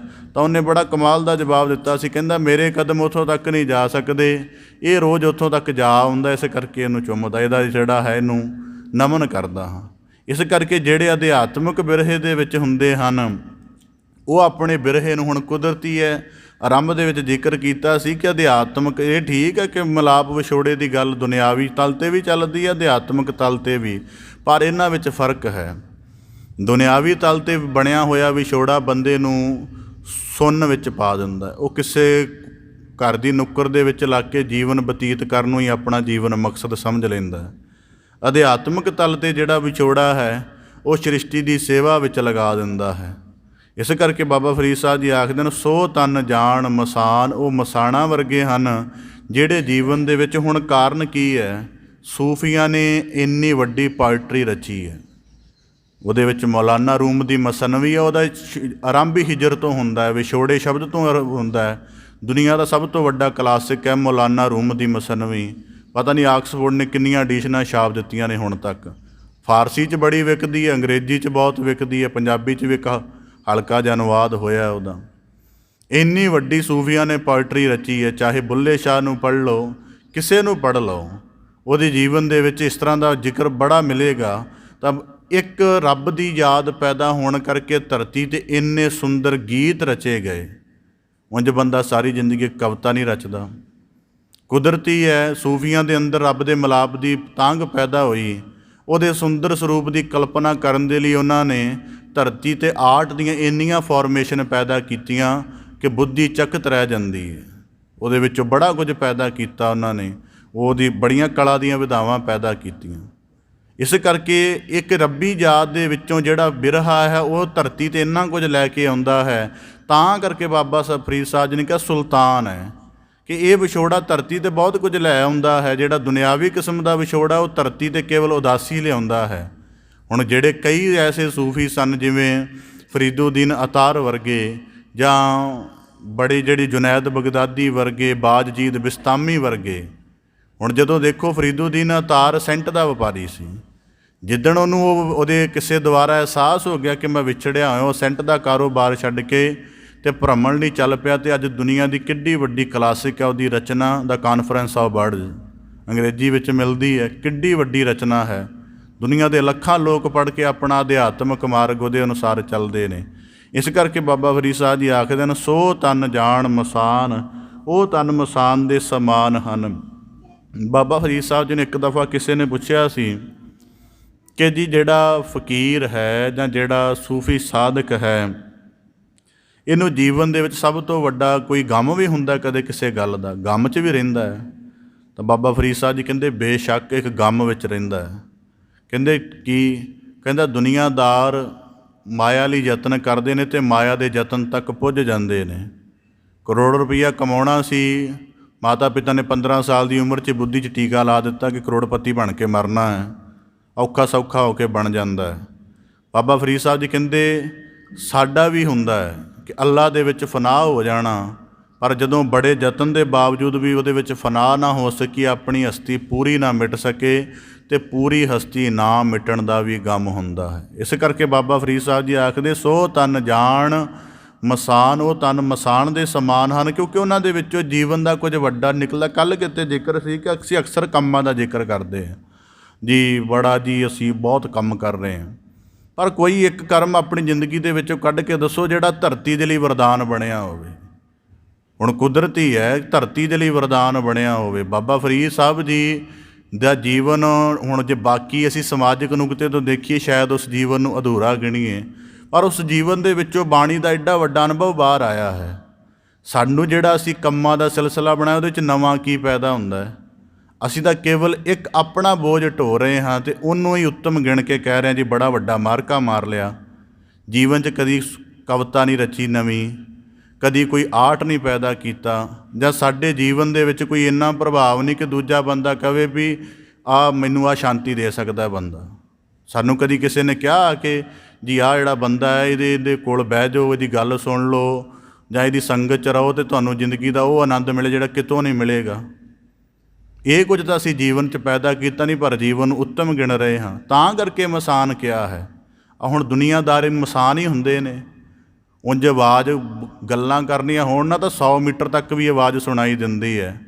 ਕਿਤੇ ਸ਼ਬਦ ਦਾ ਸੰਗੀਤਕ ਨੁਕਤੇ ਤੋਂ ਉਚਾਰਨ ਕਰਨਾ ਹੋਵੇ, ਅਰਦਾਸ ਦੇ ਵਿੱਚ ਵਾਹਿਗੁਰੂ ਸ਼ਬਦ ਉਚਾਰਨ ਕਰਨਾ ਹੋਵੇ, ਅਤੇ ਆਵਾਜ਼ ਦੀ ਫਰੀਕੁਐਂਸੀ ਬੜੇ ਲੋਅ ਹਰਟ ਤੱਕ ਆ ਜਾਂਦੀ ਹੈ। ਬੰਦਾ ਸੋਚਦਾ ਬਿਰਹਾ ਹੀ ਨਹੀਂ ਹੈ, ਆ ਹੁਣ ਬਿਰਹਾ ਦੇ ਵਿੱਚ ਬੰਦੇ ਆ ਚੀਕਾਂ ਵੀ ਮਾਰਦੇ ਨੇ। ਸਾਡੇ ਅੰਦਰ ਦਾ ਫਿਰ ਉਹ ਪਤਾ ਹੈ ਕਿ ਇਹ ਦੁਨੀਆਦਾਰ ਨੇ, ਇਹ ਦੁਨੀਆਦਾਰੀ ਦੇ ਨੁਕਤੇ ਤੋਂ ਚੱਲ ਰਹੇ ਨੇ। ਇਸ ਕਰਕੇ ਬਾਬਾ ਫਰੀਦ ਸਾਹਿਬ ਜੀ ਕਹਿੰਦੇ ਮਸਾਨ, ਉਹਦੇ 'ਚ ਕੁਝ ਚੰਗਾ ਨਹੀਂ ਪੈਦਾ ਹੁੰਦਾ। ਹੁਣ ਬਾਬਾ ਫਰੀਦ ਸਾਹਿਬ ਜੀ ਦੇ ਅੰਦਰ ਜਿਹੜੀ ਯਾਦ ਪੈਦਾ ਹੋਈ, ਉਹਨੇ ਕਿੰਨਾ ਕੁਝ ਇਸ ਧਰਤੀ ਨੂੰ ਆਬਾਦ ਕਰ ਦਿੱਤਾ।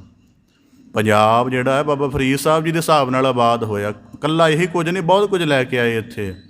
ਜਿਹੜੀ ਖੇਤੀ ਦਾ ਖੂਹ ਵਾਲਾ ਪੈਟਰਨ ਸੀ, ਇਹ ਵੀ ਬਾਬਾ ਫਰੀਦ ਸਾਹਿਬ ਜੀ ਦੇ ਨਾਲ ਆਇਆ। ਜਿਹੜੀ ਤੰਦੂਰੀ ਰੋਟੀ, ਇਹ ਵੀ ਉਹਨਾਂ ਦੇ ਨਾਲ ਹੀ ਆਈ। ਖੇਤੀ ਦੇ ਪੈਟਰਨ ਆਏ, ਪਹਿਨਣ ਦੇ ਲਿਬਾਸ ਦੇ ਪੈਟਰਨ ਆਏ, ਬੜਾ ਕੁਝ ਬਾਬਾ ਫਰੀਦ ਸਾਹਿਬ ਜੀ ਦੇ ਨਾਲ ਇੱਥੇ ਆਇਆ। ਇਸ ਕਰਕੇ ਕਹਿੰਦੇ ਹਨ ਸੋ ਤਨ ਜਾਣ ਮਸਾਨ। ਦੇ ਬਾਬਾ ਫਰੀਦ ਸਾਹਿਬ ਜੀ ਨੇ ਮੁਹੱਬਤ ਲਿਆਂਦੀ। ਇਸਲਾਮ ਅਤੇ ਹਿੰਦੂ ਮਤ ਦਾ ਇੱਕ ਟਕਰਾਅ ਸੀ ਬੜਾ ਵੱਡਾ। ਆਪ ਜੀ ਜਾਣਦੇ ਹੋ, ਮੁਹੰਮਦ ਗੌਰੀ ਮਹਿਮੂਦ ਗਜ਼ਨਵੀ ਵਰਗਿਆਂ ਨੇ ਅਨੇਕਾਂ ਹਮਲੇ ਕਰਕੇ ਭਾਰਤ ਦੀ ਸਰਜ਼ਮੀਨ ਨੂੰ, ਇੱਥੋਂ ਦੇ ਮੰਦਰਾਂ ਨੂੰ ਉਜਾੜਿਆ, ਭੰਨਿਆ, ਬੜਾ ਕੁਝ ਕੀਤਾ।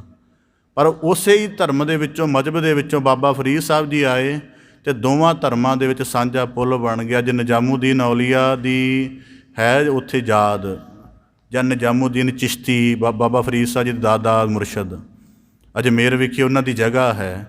ਖਵਾਜਾ ਕੁਤਬੁਦੀਨ ਬਖਤਿਆਰ ਕਾਕੀ ਦੀ ਕੁਤਬ ਮਨਾਰ ਦੇ ਨੇੜੇ ਹੈ।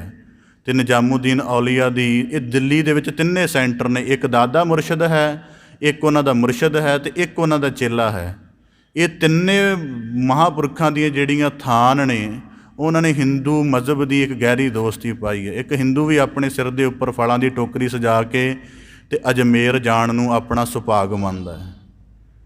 ਬਾਬਾ ਫਰੀਦ ਸਾਹਿਬ ਜੀ ਕਹਿੰਦੇ ਸੋ ਤਨ ਜਾਣ ਮਸਾਨ। ਜਿਨ੍ਹਾਂ ਦੇ ਅੰਦਰ ਯਾਦ ਪੈਦਾ ਹੋਈ, ਉਹਨਾਂ ਨੇ ਧਰਤੀ 'ਤੇ ਬੜਾ ਕੁਝ ਚੰਗਾ ਪੈਦਾ ਕੀਤਾ। ਪਰ ਜਿਨ੍ਹਾਂ ਦੇ ਅੰਦਰ ਬਿਰਹਾ ਨਹੀਂ ਪੈਦਾ ਹੋਇਆ, ਉਹਨਾਂ ਧਰਤੀ 'ਤੇ ਕੁਝ ਚੰਗਾ ਨਹੀਂ ਪੈਦਾ ਕੀਤਾ। ਇਸ ਕਰਕੇ ਬਾਬਾ ਫਰੀਦ ਸਾਹਿਬ ਜੀ ਆਖਦੇ ਸੋ ਤਨ ਜਾਣ ਮਸਾਨ।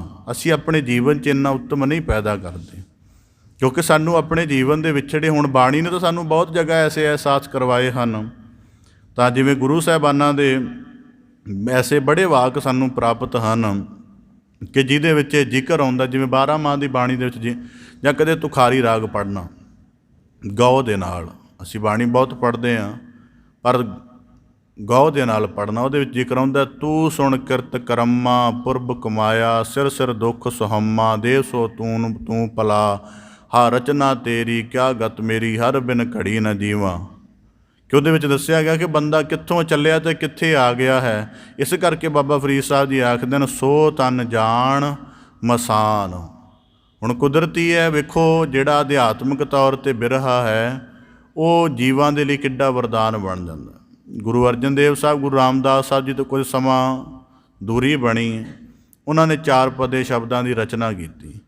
ਉਹ ਸ਼ਬਦ ਅੱਜ ਸਾਡੇ ਮਨ ਨੂੰ ਕਿੰਨਾ ਹੁਲਾਰਾ ਦਿੰਦੇ ਨੇ, ਕਿੰਨਾ ਸਾਡੇ ਜੀਵਨ ਦਾ ਪ੍ਰੇਮ ਦਾ ਸੰਚਾਰ ਕਰਦੇ ਨੇ। ਇਸ ਕਰਕੇ ਬਾਬਾ ਫਰੀਦ ਸਾਹਿਬ ਜੀ ਕਹਿੰਦੇ ਸੋ ਤਨ ਜਾਣ ਮਸਾਨ। ਉਹ ਤਨ ਮਸਾਨ ਵਾਂਗ ਹਨ ਜਿਨ੍ਹਾਂ ਦੇ ਵਿੱਚ ਰੱਬੀ ਯਾਦ ਨਹੀਂ, ਅਤੇ ਰੱਬੀ ਯਾਦ ਤੋਂ ਬਿਨਾਂ ਜੀਵਨ ਜਿਹੜਾ ਹੈ ਕੱਖ ਨਹੀਂ। ਕਿਉਂਕਿ ਰੱਬੀ ਯਾਦ ਹੋਏਗੀ ਅਤੇ ਉਹਨੂੰ ਦ੍ਰਿੜ ਕਰਨ ਦੇ ਲਈ ਸਬਰ ਹੋਏਗਾ, ਸ਼ੁਕਰ ਹੋਏਗਾ, ਜ਼ਿਕਰ ਹੋਏਗਾ, ਅੱਲਾਹ ਤਾਲਾ ਦੀ ਇਬਾਦਤ ਹੋਏਗੀ, ਜੀਵਨ ਦੇ ਵਿੱਚ ਠਹਿਰਾਓ ਹੋਏਗਾ। ਅਤੇ ਜੇ ਜੀਵਨ ਦੇ ਵਿੱਚ ਠਹਿਰਾਓ ਹੋਏਗਾ ਤਾਂ ਉਹ ਜੀਵਨ ਧਰਤੀ ਲਈ ਵਰਦਾਨ ਹੋਏਗਾ। ਇਸ ਪ੍ਰਕਾਰ ਬਾਬਾ ਫਰੀਦ ਸਾਹਿਬ ਜੀ ਬਖਸ਼ਿਸ਼ ਕਰਦੇ ਹਨ, ਕਿਰਪਾ ਕਰਨ ਅਸੀਂ ਆਪਣੇ ਭਗਤੀ ਦੇ ਯਤਨ ਦੇ ਨਾਲ ਉਹਨੂੰ ਇੰਨਾ ਤੀਬਰ ਕਰੀਏ, ਇੰਨਾ ਜ਼ਿਆਦਾ ਗਹਿਰਾ ਕਰੀਏ, ਇੰਨਾ ਜ਼ਿਆਦਾ ਆਪਣੇ ਜੀਵਨ ਦੇ ਵਿੱਚ ਸਾਧਨਾ ਦੇ ਵੱਲ ਅਗਰਸਰ ਹੋਈਏ ਕਿ ਸਾਨੂੰ ਸਾਡਾ ਜੀਵਨ ਬਿਲਕੁਲ ਗੁਰੂ ਦੇ ਨਾਲ, ਗੁਰੂ ਕੀ ਬਾਣੀ ਦੇ ਨਾਲ, ਗੁਰੂ ਕੀ ਅੰਗ ਸੰਗ ਪ੍ਰਦੀਤ ਦੇ ਨਾਲ ਜੁੜਿਆ ਹੋਇਆ ਮਹਿਸੂਸ ਹੋਵੇ। ਅਤੇ ਦੁਨੀਆ ਦੀ ਯਾਦ ਕੀਤੀ ਹੈ, ਅਤੇ ਦੁਨੀਆ ਦੀ ਯਾਦ ਵਿੱਚ ਤੌਖਲੇ ਪੈਦਾ ਹੋਏ ਨੇ। ਨਿਰੰਕਾਰ ਦੀ ਯਾਦ ਹਿਰਦੇ ਵਿੱਚ ਪੈਦਾ ਕਰਕੇ ਬਿਰਹੇ ਦੇ ਤਲ 'ਤੇ ਪਹੁੰਚੀਏ, ਤਾਂ ਕਿ ਜੀਵਨ ਦਾ ਧਰਤੀ ਦੇ ਲਈ ਕੋਈ ਵੱਡਾ ਅਰਥ ਸਿਰਜ ਕੇ ਆਪਣੇ ਜੀਵਨ ਨੂੰ ਸਫਲ ਕਰ ਸਕੀਏ। ਬਾਬਾ ਫਰੀਦ ਸਾਹਿਬ ਦੀ ਕਿਰਪਾ ਕਰਨ। ਸ਼ਲੋਕ ਦਾ ਭਾਵ ਉਪਦੇਸ਼ ਸਾਰਿਆਂ ਦੇ ਹਿਰਦੇ ਅੰਦਰ ਵਸ ਜਾਏ ਜੀ। ਸਾਰਿਆਂ ਦਾ ਇੱਥੇ ਆਇਆ ਸਫਲਾ ਹੋਵੇ। ਆਪ ਜੀ ਦੇ ਸਨਮੁਖ ਲੜੀਵਾਰ ਵਿਆਖਿਆ ਦਾ ਯਤਨ ਰੱਖਦਿਆਂ ਹੋਈਆਂ ਬੇਅੰਤ ਭੁੱਲਾਂ ਦੀ ਖਿਮਾ ਜਾਚਨਾ ਜੀ। ਬੜੇ ਅਦਬ ਸਹਿਤ ਗੱਜ ਕੇ ਫਤਿਹ ਅਰਜ ਕਰੋ ਜੀ। ਵਾਹਿਗੁਰੂ ਜੀ ਕਾ ਖਾਲਸਾ, ਵਾਹਿਗੁਰੂ ਜੀ ਕੀ